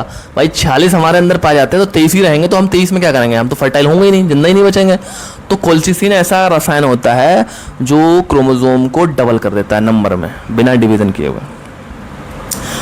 एग्जाम हाईलाइट में कह रहे हैं कि ट्रिटिकल क्या फर्स्ट मेन मेड सीरियल है। तो पूछेगा आपसे पहली मनुष्य द्वारा निर्मित अनाज की फसल कौन सी है, तो आप बताओगे ट्रिटिकल है सर। ट्रिटिकल, अच्छा सर हाँ ये वीट और राई के क्रॉस से बनाया गया है सर। अच्छा सर वीट और राई के क्रॉस से, हाँ इसको बनाया कैसे था ये देख लेना, रिम्पू शायद थे उनका नाम है, मुझे याद नहीं आ रहा था रिम्पू थे या कोई और थे, एक बार देख लेना। तो ट्रिटिकल कैसी है, फर्स्ट मैन मेड सीरियल है, वीट और राई का क्रॉस। Okay sir. सर एन्यूप्लॉइड्स क्या होता है, देखो यहाँ क्या हो रही थी, पूरे जीनोम की बात हो रही थी भैया, मतलब यहाँ कोई ऐसा गेम नहीं चल रहा था कि एक क्रोमोसोम बढ़ गया 2 बढ़ गया, पूरा पूरा सेट बढ़ रहा है। अगर 46 आपके अंदर है ना तो 46 ही और बढ़ गए, पूरा सेट हो गया ना अलग से, ये अलग हो गया पूरा सेट। वीट के एग्जाम्पल में लो ना, 14 थे डिप्लॉइड में, तो 14 बढ़े एक से, फिर 14 तीसरी स्पीसीज से आ गए, पूरे पूरे सेट बढ़ गए, ये तो पॉलीप्लॉइड हो गया ना। लेकिन यहाँ पे हम क्या पढ़ रहे हैं, एन्यूप्लॉइड्स पढ़ रहे हैं। तो एन्यूप्लॉइड्स में सर क्या अंतर है, यहाँ पे क्या होगा, लॉस या गेन होगा फ्यू क्रोमोसोम का, एक क्रोमोसोम या 2 क्रोमोसोम बढ़ जाएंगे या घट जाएंगे। अरे सर अच्छा ऐसा है, हाँ सर ऐसा है। तो अगर बढ़ जाते हैं तो हाइपरप्लॉइड्स कहलाएगा, और सर घट जाएंगे तो हाइपोप्लॉइड्स कहलाएगा। अच्छा सर हाइपर में ज़्यादा, हाइपो में कम, ओके सर समझ गए। तो मोनोसोमिक, जब क्रोमोसोम के सेट में से या डिप्लॉइड लेवल से उसमें से एक क्रोमोसोम कम हो जाए, अब वो किसी भी क्रोमोसोम के सेट से हो सकता है, 21 में क्रोमोसोम के पेयर से हो सकता है, 22 में से हो सकता है, 23 में पेयर से हो सकता है। तो जब एक क्रोमोसोम डिप्लॉइड स्टेज में से कम हो जाता है तो उसको बोलते हैं मोनोसोमिक। अगर सर नलीसोमिक, 2 हो जाए सर किसी स्पीसीज के डिप्लॉइड क्रोमोसोम के सेट से 2 क्रोमोसोम कम हो जाएं तो सर उसको बोलते हैं नलीसोमिक। अच्छा सर ट्राइसोमिक क्या है, सर ट्राइसोमिक मतलब कह रहे हैं कि सर उसके डिप्लॉइड में सर एक क्रोमोसोम जुड़ जाए सर। अच्छा सर ट्राइसोमिक का मतलब ये होता है, हाँ सर। अच्छा टेट्रासोमिक सर 2 जुड़ जाएं। मोनोसोमिक, नलीसोमिक याद रहेगा आपको। ट्राइसोमिक मतलब 3 हो गए तो 1 बढ़ रहा है, टेट्रासोमिक मतलब 2 बढ़ रहे हैं, तो ये याद कर लीजिए। तो ये वाला क्या होगा भाई, ये हाइपर हो जाएगा, ये बढ़ रहा है हाइपर एन्यूप्लॉइड्स हो जाएगा। ये क्या हो जाएगा, ये हाइपो यानी कम हो रहा है, हाइपो एन्यूप्लॉइड्स हो जाएंगे। तो याद हो गया आपको, तो ये रट लेना बिल्कुल भैया। मोनोसोमिक 1 कम हो रहा है, नलीसोमिक 2 कम हो रहा है, ट्राइसोमिक 1 बढ़ रहा है, टेट्रासोमिक 2 बढ़ रहा है, याद कर लीजिए, यहाँ से क्वेश्चन आता है। अब क्या भाई, हाँ इसी को मैंने एक और स्लाइड में लिख रखा है। तो देखो पॉलीप्लॉइडी 2 तरीके की होती है, कि तो ऑटो पॉलीप्लॉइडी पढ़ा दी है, एक होती है एलो पॉलीप्लॉइडी, यानी यहाँ पे पूरे जीनोम सेट की बात हो रही है। यहाँ पे जीनोम के सेट की डबलिंग हो जाएगी, ये 2 बार हो जाएगा, 3 बार बढ़ जाएगा, 4 बार बढ़ जाएगा, 5 बार बढ़ जाएगा। ऑटो पॉलीप्लॉइड मतलब एक ही स्पीसीज का बढ़ता रहेगा। ये 2 तरीके के या बहुत तरीके के हो सकते हैं, एग्जाम्पल देखा है ऑटो ट्रिप्लॉइड्स, बनाना की बात कर लेंगे, और वाटरमेलन की बात कर लेंगे। सर ऑटो ये वाला सर जो बताइए सर, ऑटो टेट्राप्लॉइड सर, हाँ सर ये 4x बोलते हैं, ये स्टेबल होते हैं, फर्टाइल। पोटैटो सर राई और बरसीम सर इसका एग्जांपल है सर, हाँ सर एप्पल भी इसका एग्जांपल है। अच्छा सर एलो पॉलीप्लॉइड, हाँ सर ये 2 अलग अलग स्पीसीज आपने बताया सर। अच्छा ट्रिटिकल सर इसका एग्जांपल है, हाँ सर ट्रिटिकल इसका एग्जांपल है सर, अच्छा एग्जांपल है sir. Brassica, tobacco, bread weed और ये सब इसके एग्जांपल है सर। एग्जाम पॉइंट में सर कह रहा है कोल्चिसिन है ना सर, वो क्रोमोसोम का नंबर सर डबल कर देता है सर, और फर्टिलिटी को रिस्टोर कर देता है सर एलो पॉलीप्लॉइड्स में। हाँ सर आपने पढ़ा दिया सर। ये कुछ फार्मूला आपने दिया था सर ना एन्यूप्लॉइड्स का, सर एन्यूप्लॉइड्स का सर आपने फार्मूला दिया था सर। हाँ sir, formula monosomic 2n-1, double monosomic 2 बार हो गया, नलीसोमिक 2n2, ट्राइसोमिक 2n+1। ठीक है, अब देखो यहाँ से क्वेश्चन आ गया, ट्राइसोमिक के द्वारा ही जो डाउन सिंड्रोम था ना वो हो रहा था ह्यूमन में, और ये क्रोमोसोम नंबर 21 पे होता है, यानी क्रोमोसोम नंबर 21 है ना, वहाँ पे एक क्रोमोसोम और जुड़ गया। तो भैया 46 तो थे ही थे, एक और जुड़ गया तो कितने हो गए, 47 हो गए। 47 हो गए तो डाउन सिंड्रोम आ गया, मंगोलिज्म आ गया। ठीक है, तो ये ट्राइसोमिक के द्वारा होती है, बहुत अच्छा एग्जाम्पल है ये, याद रखें। टेट्रासोमिक 2n+2। ठीक है सर, क्लासिकल जेनेटिक्स और मेंडलिज्म सर, अरे सर कुछ नहीं रखा है इसमें, बहुत जल्दी पढ़ लेंगे सर, ज़्यादा कुछ नहीं है। सर एलील क्या होता है, various form of A gene, single एक ही जीन है उसकी 2 से अधिक रूप है, सॉरी 2 से अधिक रूप नहीं सर, 2 ही रूप हैं सर, तो उसको क्या बोलेंगे सर, एलील्स बोलते हैं। जैसे सर एक जीन है टी, तो सर टी के सर 2 रूप हैं सर, एक तो सर T1 हो गया सर, एक T2 हो गया सर, ये दोनों क्या कहलाएंगे, एलील्स कहलाएंगे सर। सर मान लीजिए सर ये हाइट के लिए था सर ये टी जीन, तो सर इसके 2 रूप हो गए, एक तो सर टॉल हो जाएगा सर लंबा वाला, एक सर ड्वार्फ या बौना हो जाएगा सर। अच्छा सर ये दोनों एलील हैं, हाँ सर ये दोनों एलील कहलाएंगे, तो alternative form of gene is called alleles. ठीक है, टेस्ट क्रॉस सर क्या होता है, अरे सर जब F1 होता है ना सर, जैसे हमने सर क्रॉस करा सर 2 डिफरेंट स्पीसीज के बीच में, सर हमने टी टॉल और सर डॉर्फ के बीच में क्रॉस किया, तो सर हमें हेटेरोजाइगस मिला सर टॉल F1 में। तो सर इस F1 का सर हम उसके डोमिनेंट से नहीं करेंगे, सॉरी यहाँ से हम करेंगे सर रिसेसिव पेरेंट से। सर जब हम रिसेसिव पेरेंट से F1 का क्रॉस कर देते हैं सर, तो उसको बोलते हैं सर टेस्ट क्रॉस। और सर हम दोनों से में से किसी से भी कर देंगे तो सर वो बैक क्रॉस हो जाएगा। तो बैक क्रॉस क्या होगा, F1 का उसके दोनों पेरेंट में से किसी भी पेरेंट से क्रॉस करने को बोलते हैं बैक क्रॉस। और सर F1 का उसके रिसेसिव पेरेंट यानी ये स्मॉल टी यानी ये बौना वाला, इससे करेंगे अगर रिसेसिव पेरेंट से, तो सर उसको हम बोलेंगे सर टेस्ट क्रॉस। ओ सर आज क्लियर हो गया सर बिल्कुल। अब भाई इन्होंने लॉ ऑफ सेग्रीगेशन दिया था, law of purity of gametes भी इनको बोलते हैं। पहले वाला लॉ जो है लॉ ऑफ सेग्रीगेशन, भैया वो उसको law of purity of gametes बोलते हैं। ये हम किसी अच्छी क्लास में बताएंगे यार कि क्या होता है ये। तो इसका यार जीनोटिपिक रेशियो याद कर लो लॉ ऑफ सेग्रीगेशन का। तो देखो जीनोटिपिक रेशियो क्या है इसका, इसका जीनोटिपिक रेशियो याद कर लो भैया, आएगा 1:2:1। फेनोटाइपिक रेशियो क्या होता है, 3:1 सर होता है। अच्छा सर ये आया था एग्जाम में क्वेश्चन, मैंने पढ़ा रखा है अपनी क्लास में, नई क्लास देख लेना इसकी। दूसरा लॉ ने लॉ ऑफ इंडिपेंडेंट असॉर्टमेंट दिया था, यहाँ पे लिखा नहीं, कोई बात नहीं आपको याद है, ठीक है। और सर कुछ रेशियो दे रखे हैं सर, पूछ लेते हैं एग्जाम में पूछ लेता है सर। देखते हैं टिपिकल डाई हाइब्रिड का सर 9:3:1 सर। ये सर अगर वो पूछे टिपिकल डाई हाइब्रिड का रेशियो पूछे सर जीन इंटरेक्शन का, तो आप सर ये बताएंगे 9:3:1। सर डुप्लीकेट जीन का तो 15:1 बोल देंगे सर डुप्लीकेट में। सर इनिबिटरी का तो 13:3 बोल देंगे सर, 13:3 कर दे इनिबिटरी मैंने छुपाना यानी कि दबाना किसी को। मास्किंग अरे सर 12:3:1 सर। कंप्लीमेंट्री अरे सर 9:7 सर, सबसे ज़्यादा पूछा था, इंपॉर्टेंट है सर ये। सप्लीमेंट्री भी सर इंपॉर्टेंट है सर, हाँ सर सप्लीमेंट्री 9:3:4, कॉम्प्लीमेंट्री सर 9:7, अच्छा 9:3:4 सप्लीमेंट्री। Polymeric sir 9:6:1। याद हो गया। एग्जाम पॉइंट में देखो, multiple alleles govern the same character ABO blood group in humans and exhibit no crossing over. तो कहने का मतलब ये कि मल्टीपल एलील्स का मतलब क्या हो, पहले मल्टीपल एलील्स समझ लो यार। यूजुअली हमने क्या पढ़ा था भाई, मेंडल के हिसाब से, यहाँ पे लिखते हैं जगह मिल गई, मेंडल के हिसाब से जैसे एक टी है, ये कोई जीन है, इसकी 2 फॉर्म हो सकती है ना। एक तो भैया ये हो सकता है कैपिटल T, एक स्मॉल t हो सकता है। लेकिन बाद में क्या हुआ, मल्टीपल एलील आ गया कि एक T है ये जीन है तो इसकी 2 से अधिक जीन पाए जा सकते हैं। एक तो ये T हो गया, एक स्मॉल t हो गया, एक T1 हो गया, एक T2 हो गया। तो जब एक ही जीन के 2 या 2 से अधिक एलील पाए जाएं, 2 से अधिक एलील पाए जाएं, सॉरी 2 या 2 से नहीं, 2 से अधिक एलील्स पाए जाएं या रूप पाए जाएं, तो उसको बोलते हैं मल्टीपल एलील्स, ठीक है।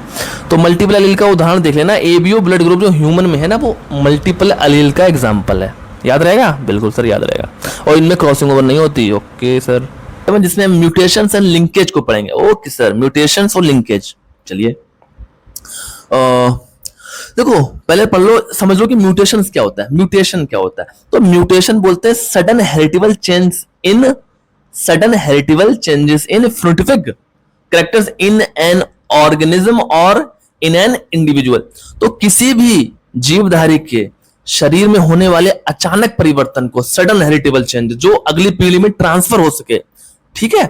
तो कैसा परिवर्तन होगा, अचानक होगा, और ये परिवर्तन जो होगा वो अगली पीढ़ी में ट्रांसफर होगा। तो इस घटना को क्या बोलोगे, म्यूटेशन बोलोगे, उत्परिवर्तन बोलोगे। तो उत्परिवर्तन या म्यूटेशन समझ में आ गया होगा। Thank you so much.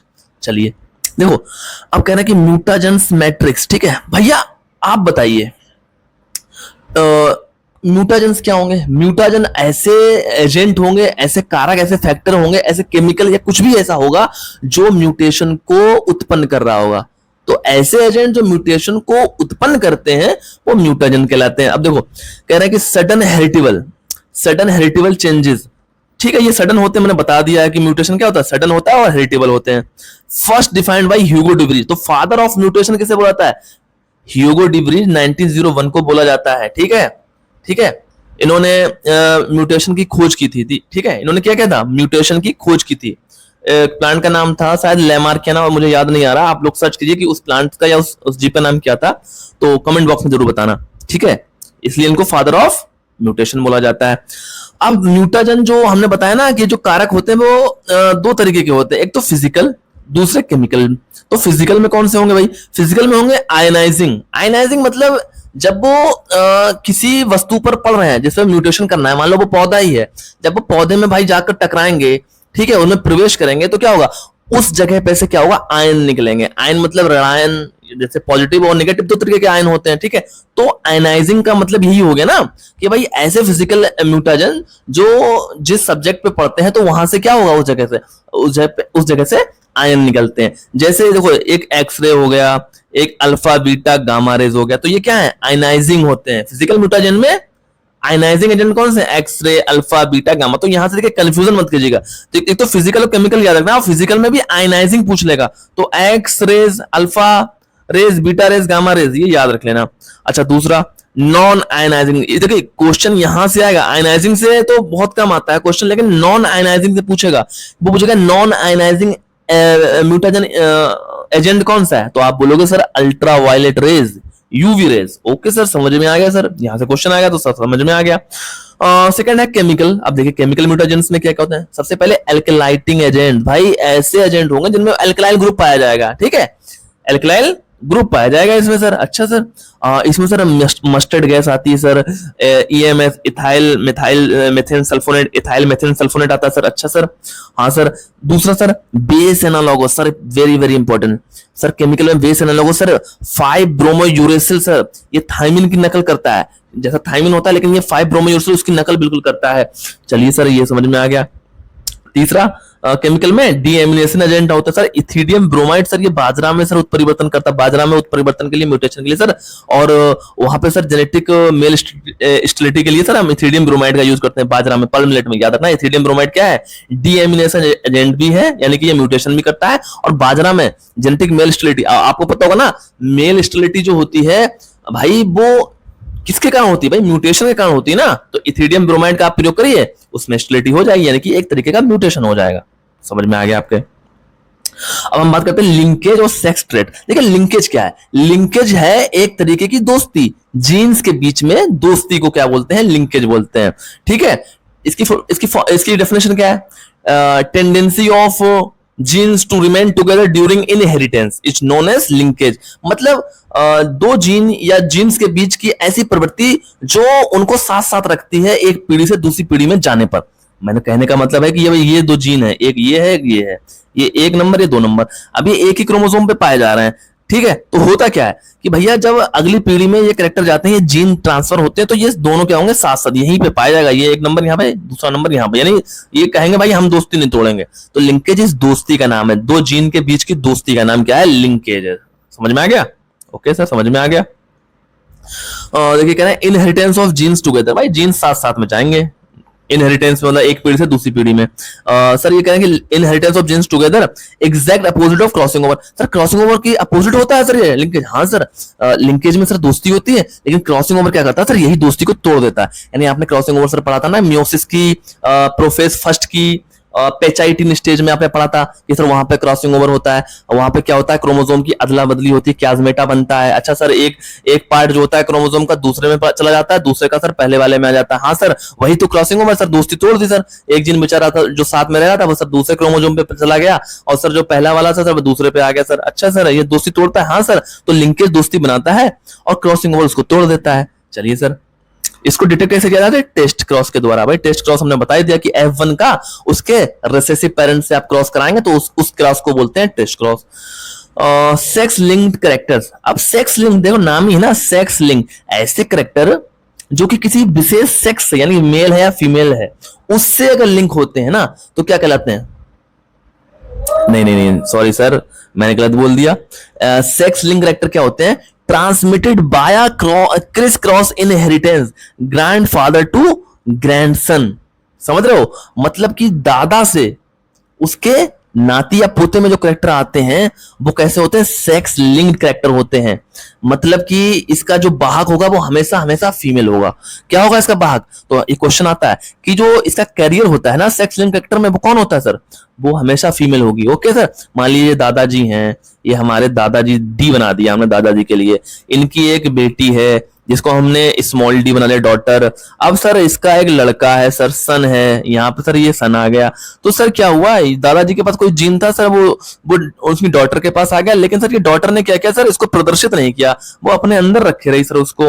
और सर उसने अपने बेटे को दे दिया सर, अपनी प्रोजनी को दे दिया सर। तो क्या हुआ?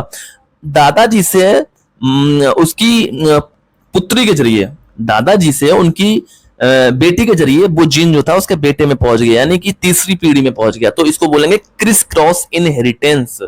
तो ऐसे कैरेक्टर जो कि दादा से उनकी बेटी के थ्रू उनके पोते या पोत्री में जाए तो उसको, उस कैरेक्टर को बोलते हैं सेक्स लिंक कैरेक्टर। ठीक है, तो इनको क्रिस क्रॉस इनहेरिटेंस बोलते हैं। जैसे हीमोफीलिया रोग हो गया। भाई हीमोफीलिया रोग क्या होता है? हीमोफीलिया रोग वो होता है जिसमें एक बार अगर चोट लग गई ना तो फिर खून बहता रहता है, खून का थक्का नहीं जमता है। जो थ्रोम्बिन होता है ना उसको जो जीन बनाता है वो जीन ही नहीं होता वहां पर भाई। तो क्या होगा भाई? हीमोफीलिया हो जाएगा। तो यानी अगर हल्का सा कट लग गया ना तो आदमी मर जाता है क्योंकि खून रुकता नहीं है। कलर ब्लाइंडनेस भाई, ठीक है, वर्णांधता हिंदी में बोलते हैं। कलर की पहचान नहीं होती भाई।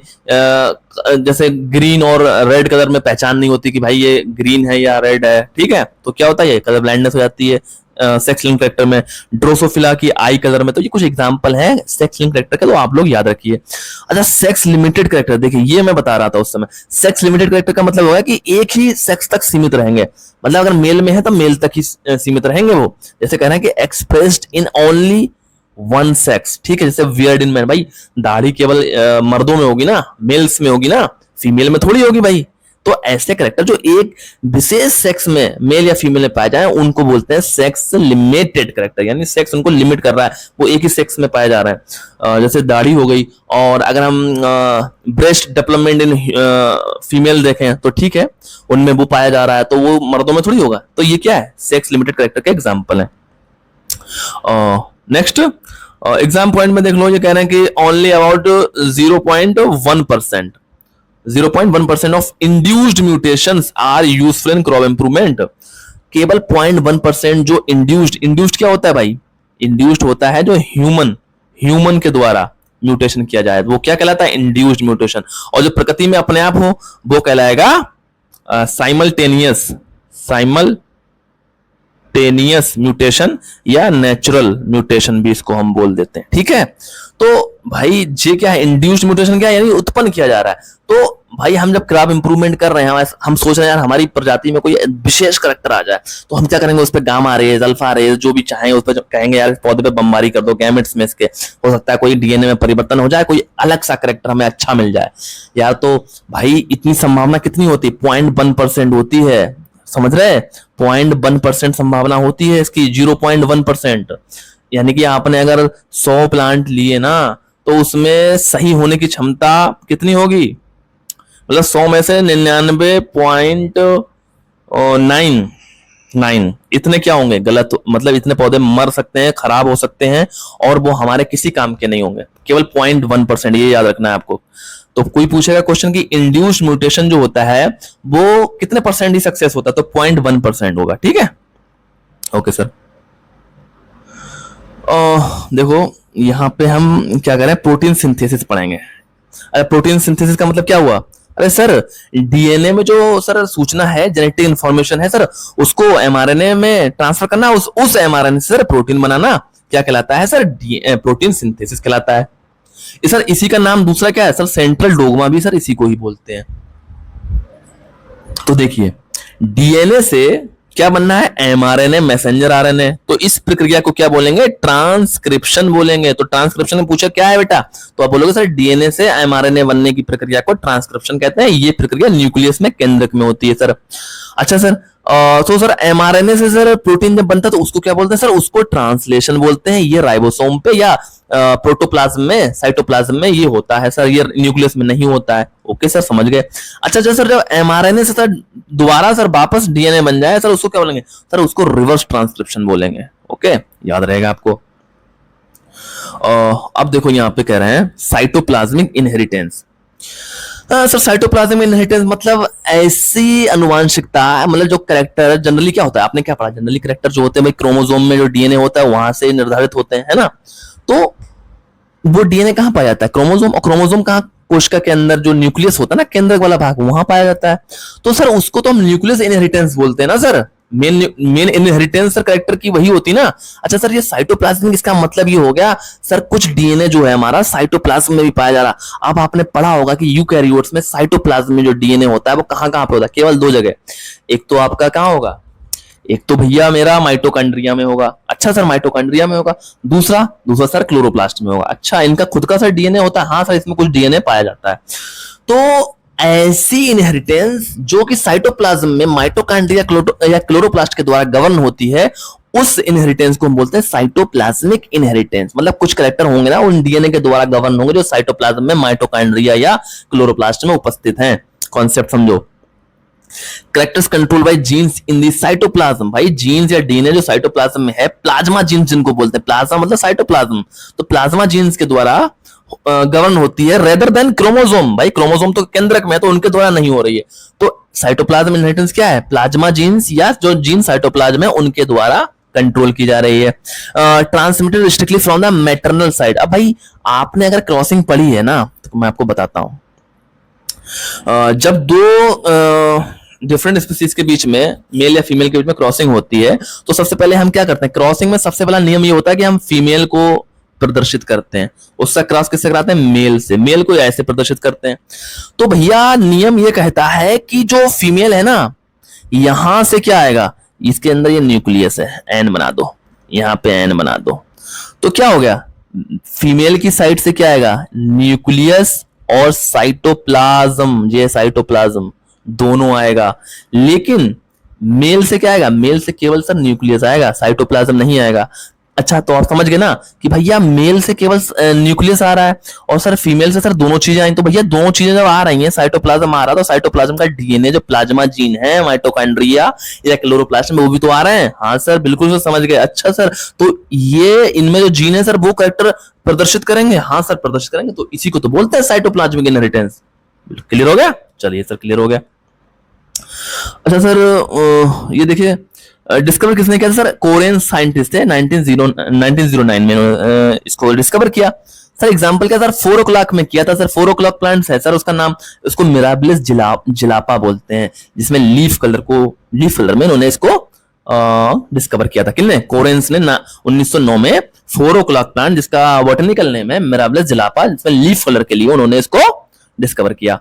इसमें एग्रीकल्चर यूज किया भाई साहब इसका। भाई इसका एग्रीकल्चर में देखो साइटोप्लाज्मिक मेल स्टेरिलिटी जो है वो इसी के द्वारा होती है। जैसे भैया मेज में देख लो आप, इन्होंने कहा मेज में सर, हाँ सर, मेज में जो साइटोप्लाज्मिक मेल स्टेरिलिटी है सर वो इसी इनहेरिटेंस के द्वारा सर गवर्न होती है। पर्ल मिलेट में भी सर, सोरगम में भी सर। तो ये एग्जांपल याद रख लेना। एग्जाम पॉइंट में कहता है, मैंने अभी पहले बताया आपको, इथिडियम ब्रोमाइड जो डीएमिनेशन एजेंट है उसमें, केमिकल एजेंट में म्यूटेशन के, उसी में तो ये इथिडियम ब्रोमाइड, ये कह रहा है highly effective in inducing cytoplasmic male sterility. Sorry, मैंने वहां पे जेनेटिक मेल स्टेरिलिटी बोल दिया था, लेकिन इथिडियम ब्रोमाइड क्या करता है? साइटोप्लाज्मिक मेल स्टेरिलिटी करता है पर्ल मिलेट में और बार्ले में। ये बहुत ही इंपॉर्टेंट है, यहां से क्वेश्चन बेटा आएगा ही आएगा, वेरी वेरी इंपॉर्टेंट। ठीक है, तो इथिडियम ब्रोमाइड क्या करता है? साइटोप्लाज्मिक मेल स्टेरिलिटी करता है किसमें? पर्ल मिलेट में और बार्ले में। ठीक है सर, समझ में आ गया हमारी।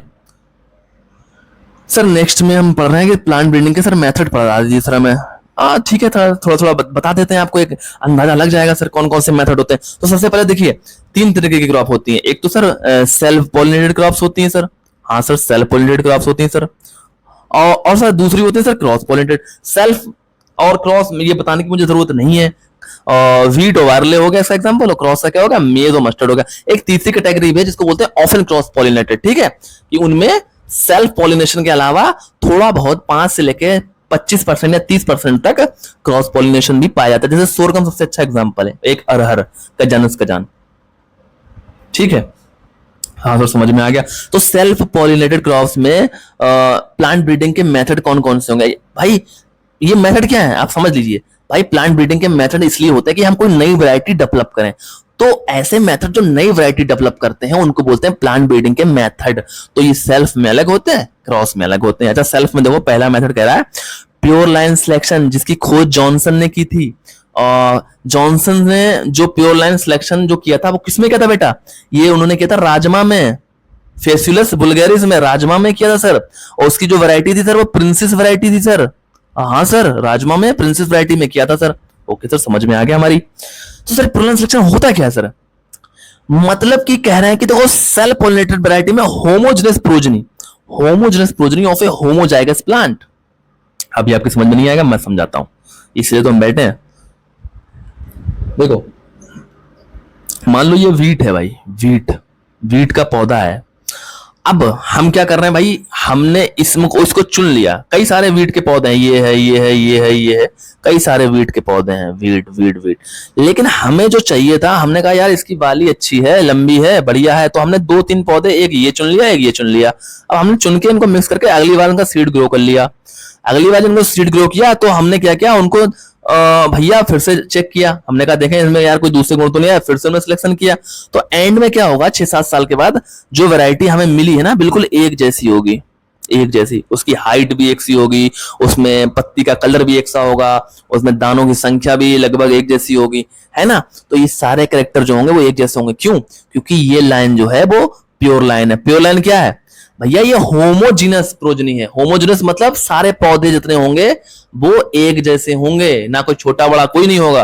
ऑफ ए होमोजाइगस प्लांट, और जिस प्लांट से हमने उसको लिया था ना उसमें भी कोई वेरिएशन नहीं थी। वेरिएशन का मतलब भाई सेल्फ पॉलिनेटेड वैरायटी है कोई, जैसे वीट है, राइस। तो इसमें बताओ इसमें वेरिएशन कैसे होगी भाई? म्यूटेशन से हो सकती है, या इसमें क्रॉसिंग हो, मतलब किसी दूसरी वैरायटी का इस पे आ जाए या कोई दूसरे पौधे का आ जाए। और आपने ये पढ़ा होगा कि जितनी भी सेल्फ पॉलिनेटेड वैरायटीज प्लांट्स या क्रॉप्स होती हैं उनमें क्या होता है, उनके फ्लावर में दोनों मेल और फीमेल पार्ट, एंथर और ओव्यूल, एक ही में पाया जाता है ना भाई। ऐसा तो नहीं है कि एक ही फ्लावर ये मेल वाला है दूसरा फीमेल वाला है, नहीं, एक ही प्लांट पर एक ही फूल में दोनों पार्ट होते हैं। इसलिए तो भैया दोनों एक दूसरे को फर्टिलाइज कर देते हैं, पॉलिनेशन भी हो जाता है सेल्फ और फर्टिलाइजेशन भी हो जाता है। तो क्या हुआ, कैरेक्टर कहीं दूसरी जगह से आ ही नहीं रहा है, तो इसीलिए ये होमोजाइगस हो गया नेचर में, मतलब समांगी हो गया, इसमें कोई दूसरी वेरिएशन आ ही नहीं सकती। इसलिए तो प्योर लाइन मतलब शुद्ध वंशक्रम लाइन बोलते हैं इसको, है ना। चलिए आप समझ गए होंगे। दूसरा पीडिग्री माने क्या होता है? वंशावली। अरे भैया आपने जो पौधे चुने ना, आपके पास हर पीढ़ी का रिकॉर्ड है। माता पिता कैसे थे, F1 पीढ़ी कैसी थी, F2 पीढ़ी कैसी थी, नेक्स्ट पीढ़ी कैसी थी, तो सबका रिकॉर्ड मेंटेन करेंगे आप, सबको देखेंगे भाई, वंशावली को देखेंगे। तो उसके आधार पर जब हम नई वैरायटी को निकालते हैं तो उस मेथड को बोलते हैं पीडिग्री मेथड, मतलब इनमें एंसेस्ट्री रिकॉर्ड हम रखते हैं, ठीक है, सेग्रीगेटिंग जनरेशन में। अच्छा सर आपने बता दिया, बहुत अच्छा सर, थैंक यू सर, समझ में आ गया सर।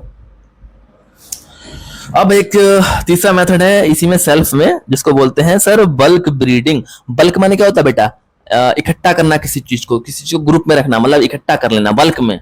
तो भैया कह रहे हैं कि सेग्रीगेटिंग पॉपुलेशन, मतलब कि F1 के बाद जितनी पॉपुलेशन होती है ना, F2 F3 F4, ये सारी पॉपुलेशन क्या कहलाती है बेटा? ये सेग्रीगेटिंग पॉपुलेशन कहलाती हैं। क्यों कहलाती है सेग्रीगेटिंग? क्योंकि इनमें सेग्रीगेशन यानी जीन जो होते हैं बार बार अलग अलग हर पीढ़ी में जाते रहते हैं, सेग्रीगेट करते हैं।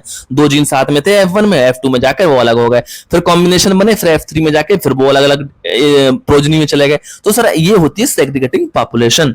तो बल्क ब्रीडिंग में क्या कहते हैं कि segregating population grown in bulk plot mass population method, मतलब जब हम F2 F3 उगाएंगे तो हर बार जो पिछली जनरेशन का जितना भी प्लांट हमने चुने थे उनके सीड को आपस में मिला लेंगे, मिक्स कर लेंगे और अगली पीढ़ी को ग्रो कर लेंगे। फिर उस पीढ़ी में मान लिया F3 में जो प्लांट हुए उनसे हमने चुना, उनमें सिलेक्शन किया और उनको हमने अब क्या किया, इकट्ठा करके मिला लिया आपस में। फिर नेक्स्ट F4 जनरेशन हमने ग्रो कर ली। तो ये लगातार हम करते जाते हैं जब तक हमें अपना सुटेबल यानी होमोजाइगस प्रोडक्ट नहीं मिल जाता जिसमें वेरिएशन ना हो। तो ये क्या है? बल्क ब्रीडिंग मेथड हो गया सर। और सर क्रॉस पोलिनेटेड क्रॉप जैसे मेज और मस्टर्ड में, हाँ सर यहाँ देखिए सर, यहाँ पे क्या होता है, एक ही प्लांट पर जो फ्लावर होगा सर वो मेल वाला अलग होगा सर, केवल उसमें मेल ही पार्ट होगा, एंथर ही होगा। दूसरा सर जो फ्लावर होगा या दूसरा पौधा होगा सर उसमें सर फीमेल वाला होगा। अच्छा सर यहाँ पे अलग अलग सर जरूरत पड़ रही है पौधों की, अलग अलग फ्लावर्स की जरूरत पड़ रही है। हाँ सर इसलिए तो ये क्रॉस है कि सर इसमें एक से काम हो नहीं रहा था, दूसरा आएगा तभी करेगा सर फर्टिलाइज या पॉलिनेशन। अच्छा सर समझ गए। तो इसमें मेथड देखो मास सिलेक्शन, मास का मतलब क्या हुआ, ग्रुप में मास सिलेक्शन, चुन लीजिए सारे और उनको मिला लीजिए। सिलेक्टिंग इंडिविजुअल्स ऑन फिनोटाइप, जैसे आपने एक प्लॉट है, एक प्लॉट में आपने देखा कि उसमें 2-3 हजार पौधे गेहूं के हैं, गेहूं के नहीं सॉरी मेज के हैं, तो आपने क्या किया, आपने किया भाई उसमें देखकर फिनोटाइप के बेस, फिनोटाइप क्या, तो देखने के ऊपर देखकर ही आपने क्या किया कि भाई मुझे चाहिए छोटी हाइट वाला बौना पौधा चाहिए, मुझे बाली लंबी चाहिए, मुझे कलर ऐसा चाहिए, तो आपने अपने 2-3 कैरेक्टर सोच के वैसे वैसे लगभग 100 पौधे आपने चुन लिए फिनोटाइप के बेस पे, और उनके सीड को क्या किया, वल्किंग कर दिया, यानी मिला दिया आपस में, और नेक्स्ट जनरेशन को ग्रो कर दिया। ये क्या कहलाता है, मास सिलेक्शन कहलाता है। ये ओल्डेस्ट मेथड है sir. Sir recurrent selection, recurrent यानी बार बार सिलेक्शन करना, reselection generation after generation with interbreeding to provide genetic recombination. मतलब इसमें हम क्या करते हैं कि रीसिलेक्शन बार बार सिलेक्शन करते हैं और साथ साथ में इंटरब्रीडिंग भी करते हैं, आपस में एक दूसरे से ब्रीडिंग भी पॉपुलेशन की करते रहते हैं। तो ये क्या होता है, या आपस में जब हम अलग अलग पौधों की इंटरब्रीडिंग करते रहेंगे तो जेनेटिक रिकॉम्बिनेशन यानी नए नए जीन आएंगे, नए नए कैरेक्टर डेवलप होते हैं। ठीक है, तो ये वेरिएशन को रिस्टोर करने का मेथड भी कहा था, यानी कि ये इंप्रूव करता है। कोई पॉपुलेशन आपकी एक सी हो गई है, अब उसमें कुछ इंप्रूवमेंट नहीं हुआ तो आप रिकरेंट सिलेक्शन कर लीजिए भाई, रिकॉम्बिनेशन नए नए बन जाएंगे उससे। सर अच्छा सर यहाँ क्वेश्चन क्या, वो कोई पूछेगा pure line selection, pedigree method या बल्क ब्रीडिंग किसके एग्जांपल है, तो आप बोलोगे सर सेल्फ पॉलिनेटेड क्रॉप्स के। वो बोलेगा मास रिकरेंट ये किसके हैं, आप बोलोगे सर ये क्रॉस के हैं। अच्छा सर समझ में आ गया। कहना देखो यहाँ पे back cross method applicable to all. Back cross method जो है वो तीनों, चाहे वो सेल्फ हो, चाहे वो क्रॉस हो, चाहे वो असेक्सुअली प्रोपेगेटेड क्रॉप्स हो, जैसे वेजिटेटिव जैसे गन्ना है, आलू है, तो तीनों तरीके की क्रॉप्स में जो बैक क्रॉस का मेथड है ना वो अप्लाई होता है। बैक क्रॉस क्या मैंने बताया, F1 का उसके किसी भी दोनों पेरेंट, चाहे मेल हो चाहे फीमेल हो, चाहे डोमिनेंट हो चाहे रिसेसिव हो, उन दोनों में से किसी से भी क्रॉसिंग को F1 के क्या कहलाता है, बैक क्रॉस कहलाता है। क्रॉसिंग F1 विथ पेरेंट, मतलब किसी भी पेरेंट से करा दीजिए F1 की crossing. Widely use for transfer disease resistant genes, तो सबसे क्वेश्चन आएगा कि बैक क्रॉस मेथड को हम किस लिए यूज करते हैं, तो आप बताएंगे सर डिजीज रेसिस्टेंस के लिए हम इसको यूज करते हैं सर। अच्छा सर समझ में आ गया। एग्जाम पॉइंट में देखो कह रहे हैं कि clonal selection applies exclusively to asexually vegetatively propagated crop. तो भैया जो क्रॉप्स एसेक्सुअल हैं, वेजिटेटिवली प्रोपेगेटेड क्रॉप्स हैं, उनमें आप कौन सा मेथड अपनाओगे, क्लोनल सिलेक्शन। क्लोन मतलब एक जैसा क्लोन, तो क्लोनल सिलेक्शन पूछेगा किन क्रॉप्स में अप्लाई होता है, तो आप बताएंगे सर एसेक्सुअली या वेजिटेटिवली प्रोपेगेटेड क्रॉप्स में। ओके, ब्रीडिंग मेथड का देखो कंपैरिजन है ये एक क्विक, देखो pure line selection, progeny of a single homozygous plant wheat और बार्ले। ठीक है, प्रोजनी क्या होगी, सिंगल होमोजाइगस प्लांट की प्रोजनी प्योर लाइन कहलाएगी, और ऐसे मेथड को प्योर लाइन सिलेक्शन बोलते हैं। मास सिलेक्शन मैंने बताया ओल्डेस्ट मेथड है, बल्क में सीड अपनाएंगे फिनोटाइप के बेस पर। क्लोनल सिलेक्शन बता दिया, सेक्सुअली प्रोपेगेटेड क्रॉप्स में से गन्ना है, आलू है। पीडिग्री मतलब भाई उनके एंसेस्ट्री, उनकी वंशावली का रिकॉर्ड हम रखेंगे और सेग्रीगेशन जनरेशन टू मेंटेन करते रहेंगे। बल्क मेथड में भाई ग्रो करेंगे बल्क प्लॉट में। ठीक है, बैक क्रॉस सर F1 का उसके किसी पेरेंट से करा दीजिए सर। अच्छा sir, widely used for transfer disease resistant मैंने बता दिया, इंपॉर्टेंट है ये। रिकरेंट सिलेक्शन भाई बार बार सिलेक्शन करेंगे और इंटरमीटिंग करते रहेंगे आप। ठीक है सर, ये समझ में आ गया। देखो मैंने बताया था ना कि अगर सेल्फ पॉलिनेटेड है तो आप उसमें pure line, pedigree, bulk use कर लेंगे। अगर आपका भाई क्रॉस पॉलिनेटेड है तो मास और रिकरेंट यूज करेंगे, और बोथ है तो भाई बैक क्रॉस कर लेंगे। और अगर आपका क्लोनल सिलेक्शन है तो भाई इसमें क्या करेंगे, एसेक्सुअल वाली में यूज करेंगे किसको, क्लोनल सिलेक्शन को। ठीक है सर, समझ में आ गया सर। चलिए, द क्रैब इंप्रूवमेंट पाइपलाइन। ठीक है सर, देखिए स्टेप 1 क्या है भाई, हम अगर क्रैब इंप्रूवमेंट कर रहे हैं तो पहला स्टेप क्या होता है कि हमें सबसे पहले तो सर वेरिएशन को क्रिएट करना पड़ेगा। सर वेरिएशन नहीं होगी सर तो चुनाव या सिलेक्शन किसमें करेंगे सर, भाई वेरिएशन होगी तभी तो। भाई एक सा प्लांट दिख रहे हैं तो उनमें क्या आप सिलेक्शन करोगे, नहीं ना। तो आपको सबसे पहले क्या चाहिए, वेरिएशन। तो वेरिएशन कैसे प्रोड्यूस की जाती है, वो सर जेनेटिक और म्यूटेशन के द्वारा। अच्छा, म्यूटाजेंस का यूज कर लेंगे, पॉलीप्लाइडी है सर, नेचुरल एलील्स है सर, इनके द्वारा क्या होगा सर, वेरिएशन को प्रोड्यूस करेंगे। मतलब बताया ना, म्यूटेशन कर दीजिए आप, गामा रेज एक्स रे, तो इनसे क्या होगा, वेरिएशन आएगी। तो ये प्राकृतिक रूप से भी होती रहती है, स्पॉन्टेनियसली म्यूटेशन, और इंड्यूस म्यूटेशन के द्वारा भी। सर स्टेप 2 क्या है sir, step 2 sir select and fix. अब हमने देखा वेरिएशन मिल गई हमें, अब हम अपने हिसाब से पौधों को चुन लेंगे। तो हम चाहे पीडिग्री अपना लें या बैक क्रॉस अपना लें, ठीक है। तीसरा स्टेप कह रहे हैं मल्टीप्लाई एंड टैग। अब जब हमने क्या किया, हमने वैरायटी बना ली, सबसे पहले वेरिएशन से हमने क्या किया, वेरिएशन प्रोड्यूस किया, वेरिएशन मिल गई, तो हमने क्या किया, अपनी वैरायटी को सिलेक्ट कर लिया और कोई भी मेथड अपना के एक वैरायटी को हमने बना दिया। अब वैरायटी को बना दिया तो उस वैरायटी को हम क्या करेंगे, स्टेप 3 में ले जाएंगे, यानी उसके सीड को मल्टीप्लाई करेंगे, टेस्टिंग करेंगे और किसानों में बांट देंगे, है ना। सीड टेक्नोलॉजी वाला भाग है ये। तो न्यूक्लियस सीड से हम प्रोड्यूस करते हैं। सबसे पहला सीड कौन सा होता है, न्यूक्लियस सीड होता है। न्यूक्लियस सीड में कौन सा टैग होता है, कोई टैग नहीं होता सर। अच्छा सर, उसके बाद वाला ब्रीडर होता है सर, उसमें गोल्डन येलो टैग होता है सर। सर उसके बाद सर फाउंडेशन में व्हाइट होता है, और सर रजिस्टर्ड पर्पल होता है, जो हमारे भारत में पर्पल सीड पैदा नहीं किया जाता सर। तो चौथा सबसे लास्ट वाला सीड सर कौन सा, सर्टिफाइड है सर। सर्टिफाइड में एज्योर ब्लू सीड होता है, एज्योर ब्लू टैग होता है। अच्छा सर, ये फार्मर्स के लिए होता है सर सर्टिफाइड सीड। अब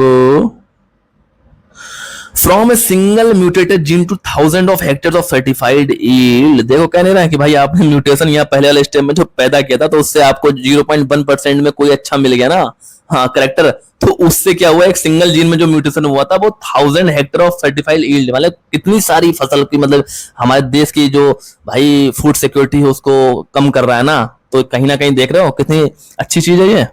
चलिए सीड टेक्नोलॉजी में जल्दी जल्दी पढ़ेंगे भाई। न्यूक्लियस सीड के बारे में मैंने बता ही दिया है आपको, कैसा पहला सीड होता है जिसमें 100% जेनेटिक प्योरिटी होती है, ये इनिशियल सीड होता है सबसे शुरुआती वाला, और ये डायरेक्टली प्रोड्यूस किया जाता है ओरिजिनेटिंग ब्रीडर, जो ब्रीडर इसको बनाता है ना उसी के द्वारा इसको प्रोड्यूस किया जाता है। सर ब्रीडर सीड क्या होता है सर, ये दूसरे नंबर पे आता है सर। तो ये ब्रीडर सीड होता है, देखो इसका कलर भी गोल्डन येलो है ना इसका पूरा। प्रोजनी ऑफ न्यूक्लियस, न्यूक्लियस की प्रोजनी होती है, 100% प्योरिटी इसमें भी होती है सर। और ये सुपरवाइज किया जाता है रिसर्च इंस्टीट्यूट, जैसे हमारा कोई भी रिसर्च इंस्टीट्यूट हो गया, जैसे हमारा IIPR हो गया, लाइक हमारी कोई यूनिवर्सिटी एग्रीकल्चर हो गई, CSA कानपुर यूनिवर्सिटी, नाम नहीं लेता हूँ लेकिन सर बोल देता हूँ, कोई भी एग्रीकल्चर यूनिवर्सिटी हो गई। Foundation seed sir, foundation seed sir ये ब्रीडर की प्रोजनी होगा सर। हाँ सर, इसका देखिए टैग भी वाइट है सर। हाँ सर, इसको मदर सीड बोलते हैं, वेरी इंपॉर्टेंट क्वेश्चन है ये, मदर सीड वाला पूछेगा। मदर सीड किसको बोलते हैं, तो आप बताओगे सर फाउंडेशन सीड को मदर सीड बोलते हैं। इसमें 99.9% जेनेटिक प्योरिटी होती है, और ये किसके द्वारा प्रोड्यूस किया जाता है, नेशनल सीड कॉर्पोरेशन के द्वारा। तो कई सारे इसमें भाई फैक्ट्स हैं जो आप लोगों को याद करने हैं, ठीक है। लास्ट वाला कौन सा है भाई, तो लास्ट वाला सर्टिफाइड है, इसमें एज्योर ब्लू, देखो ये कलर भी वही है। प्रोजनी किसके सर, फाउंडेशन की है ये। इसको अप्रूव किया स्टेट सीड एजेंसी के द्वारा, स्टेट एजेंसी के द्वारा इसको अप्रूव किया जाता है, और फार्मर्स को ये कमर्शियल रूप में प्रोडक्शन के लिए यही वितरित किया जाता है। Okay sir. रजिस्टर्ड सीड क्या है, पर्पल या ऑरेंज इसमें टैग होता है, तो मोस्टली पर्पल आप टिक करेंगे पर्पल पे, ठीक है टैग में।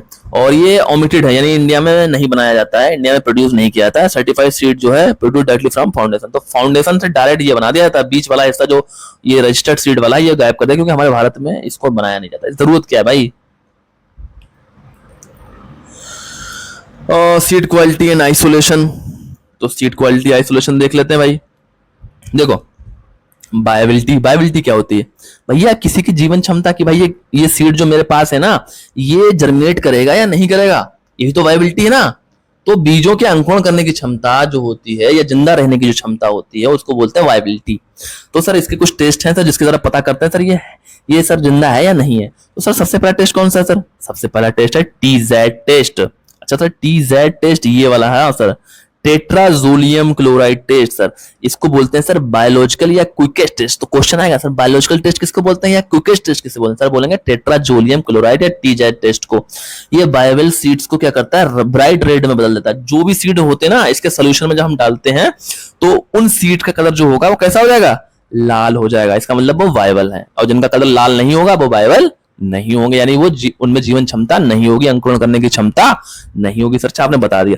अच्छा एक रियल वैल्यू फार्मूला होता है कि रियल वैल्यू कैसे निकाली जाती है, तो सर ऊपर रखेंगे हम purity percentage into germination percentage upon 100। तो सर ये फार्मूला आप याद कर लीजिए, यहाँ पे न्यूमेरिकल वगैरह एक आ जाता है, तो आपको ये आना चाहिए। Okay sir. Sir dormancy sir, हाँ सर डोरमेंसी क्या होती है, देखो डोरमेंसी का मतलब होता है कि सुसुप्तावस्था। भाई ऐसा तो नहीं है ना, कुछ बीज जो ऐसे होते हैं भाई उनका एक टाइम होता है कि इतने टाइम तक वो अंकुरण करने की क्षमता होगी। अगर वो बाद में उनको कहीं रख दिया जाए किसी स्थान पर, टेम्परेचर, नियमित टेम्परेचर या वातावरण कंडीशन में, तो क्या होगा, वो डोरमेंसी में चले जाते हैं, वो सुप्तावस्था में सो जाते हैं भाई। तो सो जाते हैं मतलब उनमें उस समय कोई भी क्रिया नहीं होगी, अंकुरण वगैरह या श्वसन वगैरह बहुत धीमा हो जाता है ना। तो क्या करते हैं भाई, डोरमेंसी को ब्रेक करने के लिए, तोड़ने के लिए, भाई हमें तो भाई जमाना है, वो डोरमेंसी में बीज है भाई, हमें अंकुरण चाहिए, अंकुरण नहीं हो रहा, तो क्या करेंगे, स्कैरिफिकेशन करेंगे। पहला मेथड स्कैरिफिकेशन, मतलब क्या हुआ भाई, इसको हम क्या करेंगे, लाइनें बनाएंगे, उसके सीड कोड को छील देंगे, उसको अलग कर देंगे, ठीक है। तो ये क्या था, स्कैरिफिकेशन। और दूसरा ये किससे करेंगे, पोटेशियम नाइट्रेट से, ठीक है। पोटेशियम नाइट्रेट स्ट्रॉन्गेस्ट होता है, या थायोयूरिया में पोटैटो में पूछा था कि सर स्कैरिफिकेशन किससे करेंगे, थायोयूरिया से करेंगे। सर स्ट्रेटिफिकेशन वाला मेथड क्या होता है, स्ट्रेटिफिकेशन सर चिलिंग ट्रीटमेंट 2 से 8 डिग्री।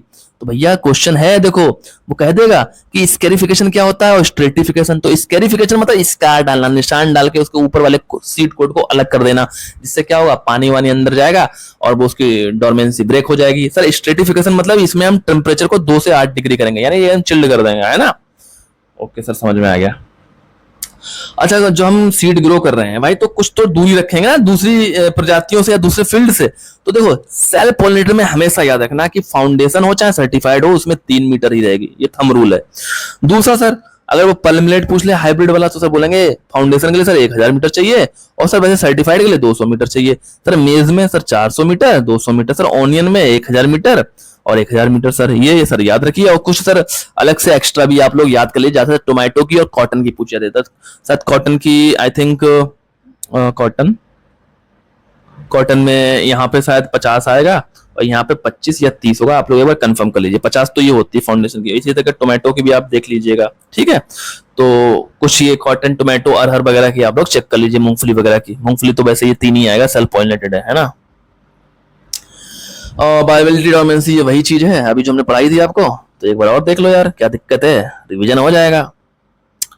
देखो टेट्राजोलियम टेस्ट है भाई, ये क्विकेस्ट मेथड बोला जाता है इसको, या बायोलॉजिकल टेस्ट भी इसको बोला जाता है, ठीक है। ब्राइट रेड हो जाते हैं जो कलर, मुझे ब्राइट रेड वही होंगे जो जिंदा होंगे। और ब्रेकिंग डोरमेंसी को ब्रेक करने के लिए स्कैरिफिकेशन, तो ऊपर का सीड है उसको, सीड कोड को वीक कर दिया जाता है, यानी कमजोर कर दिया जाता है। इसके द्वारा पोटेशियम नाइट्रेट का 1 से 3% का घोल बनाया जाता है, सॉल्यूशन बनाया जाता है, या थायोयूरिया पोटैटो में यूज करते हैं। स्ट्रेटिफिकेशन सर चिलिंग ट्रीटमेंट 2 से 8 डिग्री दे देते हैं। ये देखो है ना, लाल लाल हो गए भाई जिंदा वाले, बाकी सब सफेद ही पड़े हैं। डिस्टेंस मैंने बता दी है, एग्जाम्पल रियल वैल्यू मैंने इसका फार्मूला आपको बता दिया भैया, ये रट लेना बिल्कुल, यहाँ से न्यूमेरिकल या क्वेश्चन कोई भी आ सकता है। अब देखो हाइब्रिड विगर, भैया हाइब्रिड विगर मतलब superiority of F1 over its parents. तो हाइब्रिड विगर क्या हो गया, जब हम 2 डिफरेंट कैरेक्टर वाले पौधों के बीच में क्रॉसिंग करते हैं, तो F1 में जो पौधे हमें प्राप्त होते हैं, जो हाइब्रिड हमें मिलता है, उसमें क्या क्षमता होती है, या तो वो अपने दोनों पेरेंट्स से सुपीरियर होगा, या तो वो इंफीरियर होगा, मतलब या तो वो दोनों से कम होगा बिल्कुल लक्षणों में, या तो उनसे बहुत दोनों से ज्यादा यील्ड देता होगा।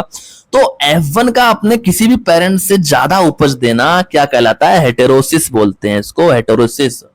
अच्छा सर सूडो हेटेरोसिस क्या होता है सर, या लग्जरेंस जिसे बोलते हैं। तो superiority in vegetative growth but not yield adaptation, समझ गए बेटा। हाँ देखो हेटेरोसिस वाला जो केस है ना, इसमें यील्ड की बात हो रही कि यील्ड ज्यादा होगी, दाने वाने बहुत अच्छे निकलेंगे, क्वालिटी बहुत अच्छी होगी, मतलब कुल मिला के हेटेरोसिस का मतलब क्या है, यील्ड ज्यादा होना।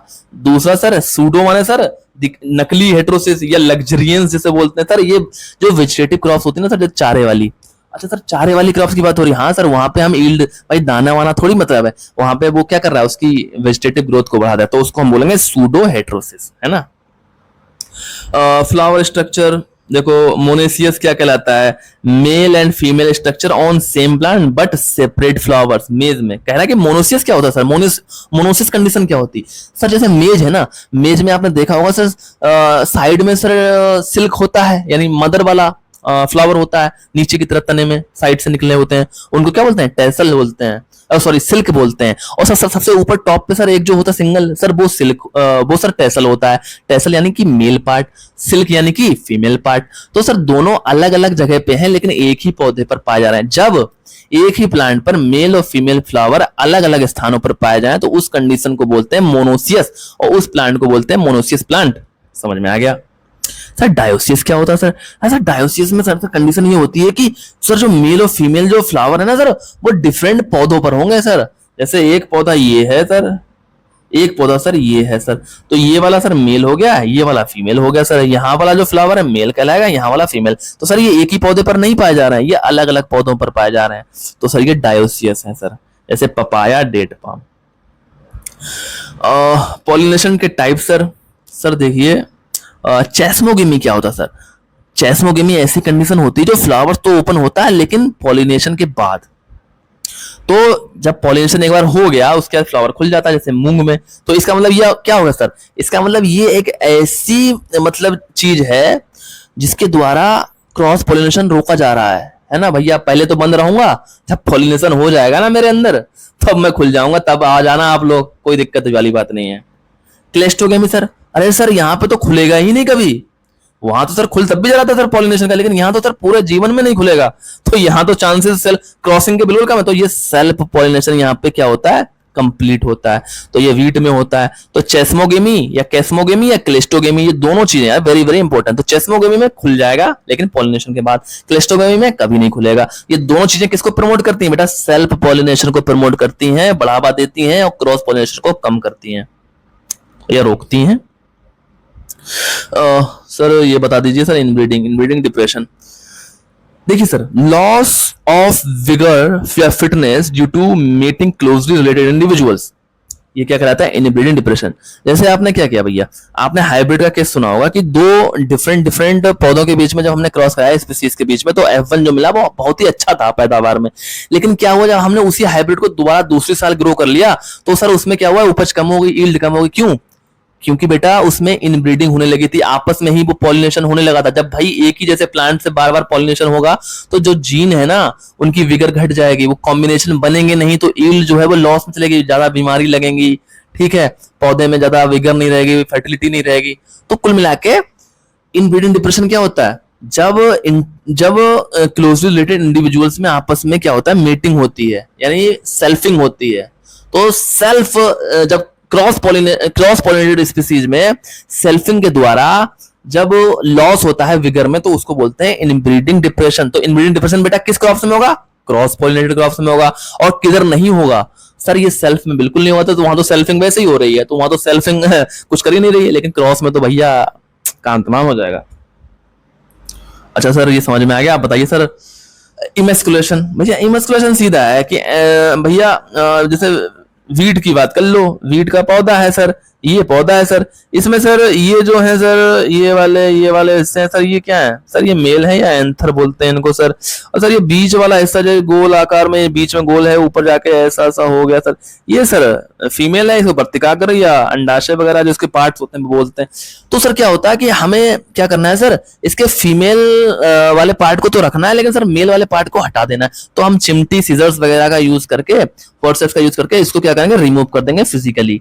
तो क्या करेंगे भैया, जब ये रिमूव हो गया तो इस प्रक्रिया को बोलेंगे इमस्कुलेशन। क्या बोलेंगे? इमस्कुलेशन। मतलब एंथर्स को रिमूव करने की प्रक्रिया पॉलिनेशन से पहले होनी चाहिए। ये जैसे ही पॉलिनेशन होने वाला है उससे जस्ट पहले आप क्या करें? एंथर्स को निकाल दीजिए। तो क्या होगा? ये बोलते हैं इमस्कुलेशन। तो अब ये केवल फीमेल वाला प्लांट बचेगा। भाई मेल तो उड़ गया ना, अब ऐसे एज ए फीमेल करेंगे, किसी दूसरे जिसको हमें चाहिए ना, किसी दूसरे पौधे से हम एंथर को लाएंगे और इसके ऊपर क्या करेंगे? ऐसे करके ऐसे ऐसे छिड़क देंगे। तो क्या होगा? ये हाइब्रिडाइजेशन हो जाएगा भाई, दो डिफरेंट में हो जाएगा। तो सेल्फ पॉलिनेटेड क्रॉप्स में हम क्या करते हैं? एंथर्स को रिमूव कर देते हैं। तो इस प्रक्रिया को इमस्कुलेशन बोलते हैं। हो गया सर।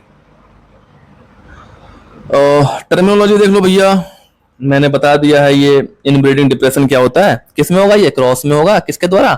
क्रॉस पॉलिनेटेड स्पीसीज में सेल्फिंग जब होने लगती है तो क्या होता है? विगर और हाइब्रिड विगर या जो भी है वो कम होने लगती है भाई, यील्ड वगैरह। तो उसको बोलते हैं inbreeding depression sir. Self pollinated crops में ये नहीं होगा सर। क्लस्टोगमी बता दिया सर, कभी खुलेगा ही नहीं सर। चेस्मोगमी में खुलेगा लेकिन पॉलिनेशन के बाद खुलेगा सर।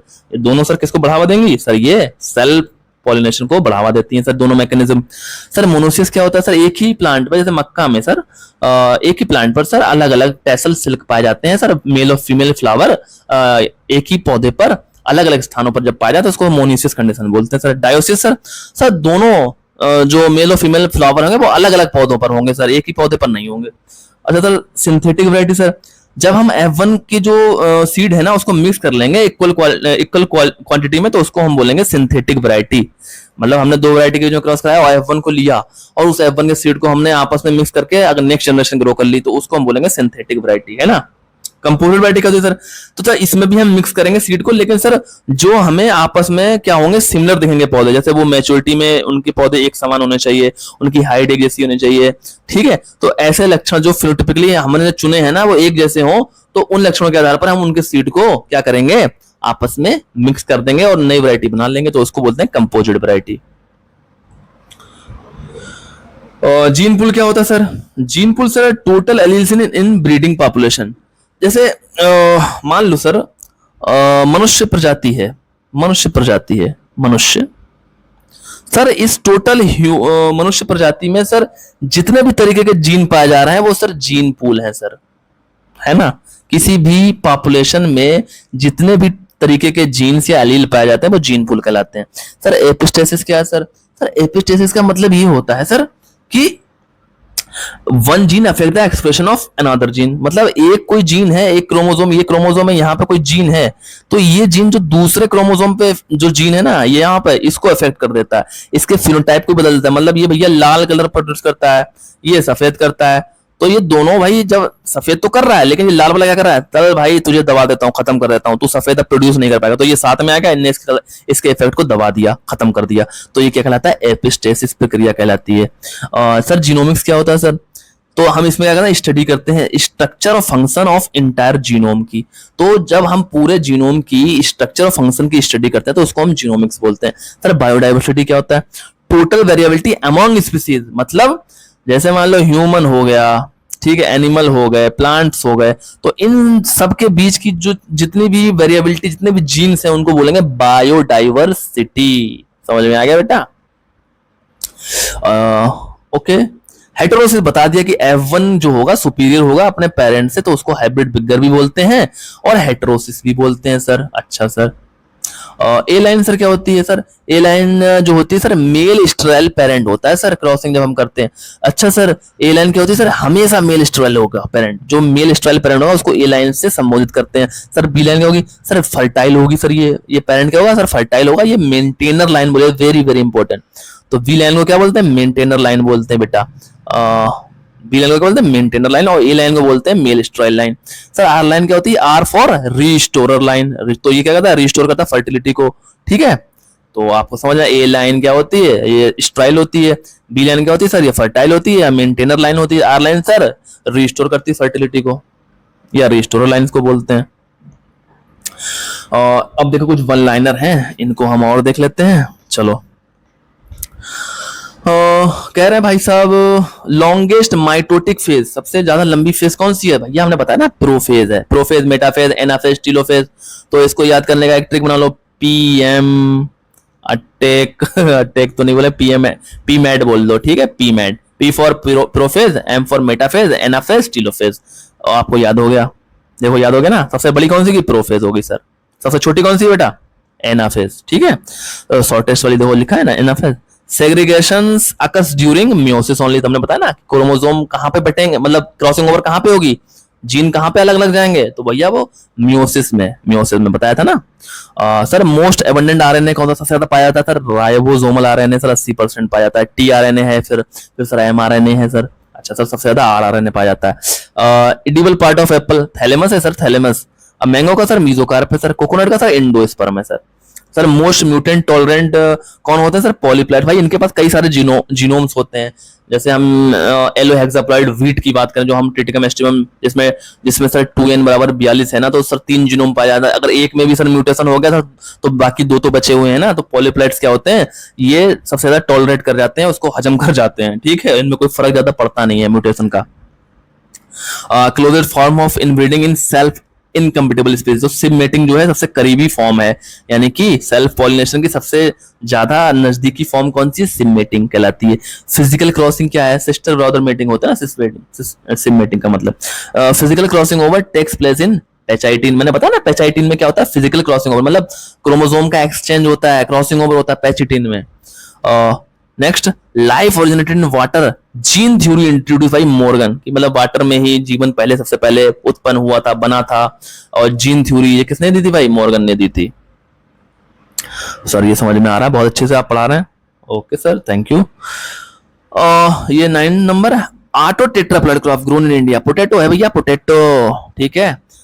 10, इमेस्कुलेशन अल्टरनेटिव इन पर्ल मिलेट, तो भैया इसमें हम जो इमेस्कुलेशन को छोड़, मतलब इमेस्कुलेशन तो हम अपनाते हैं वीट वूट में, तो अगर हमें पर्ल मिलेट में इमेस्कुलेशन करना हो तो भैया पर्ल मिलेट में तो होगा ही, तो इसलिए इसको अल्टरनेट का क्या है सर? इसका अल्टरनेट है साइटोप्लाज्मिक मेलिस्टेटी, जो इथिडियम ब्रोमाइड से हम करते हैं sir.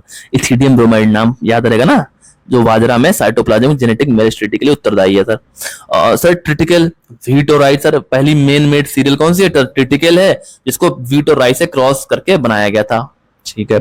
Cell wall of fungi is chiefly made of chitin, तो सेल वॉल जो फंजाई की है भाई, फंजाई की याद रखना, वो काइटिन से बनी होती है। और प्लांट्स की किससे बनी होती है दोस्तों? प्लांट्स की बनी होती है सेल्यूलोज से।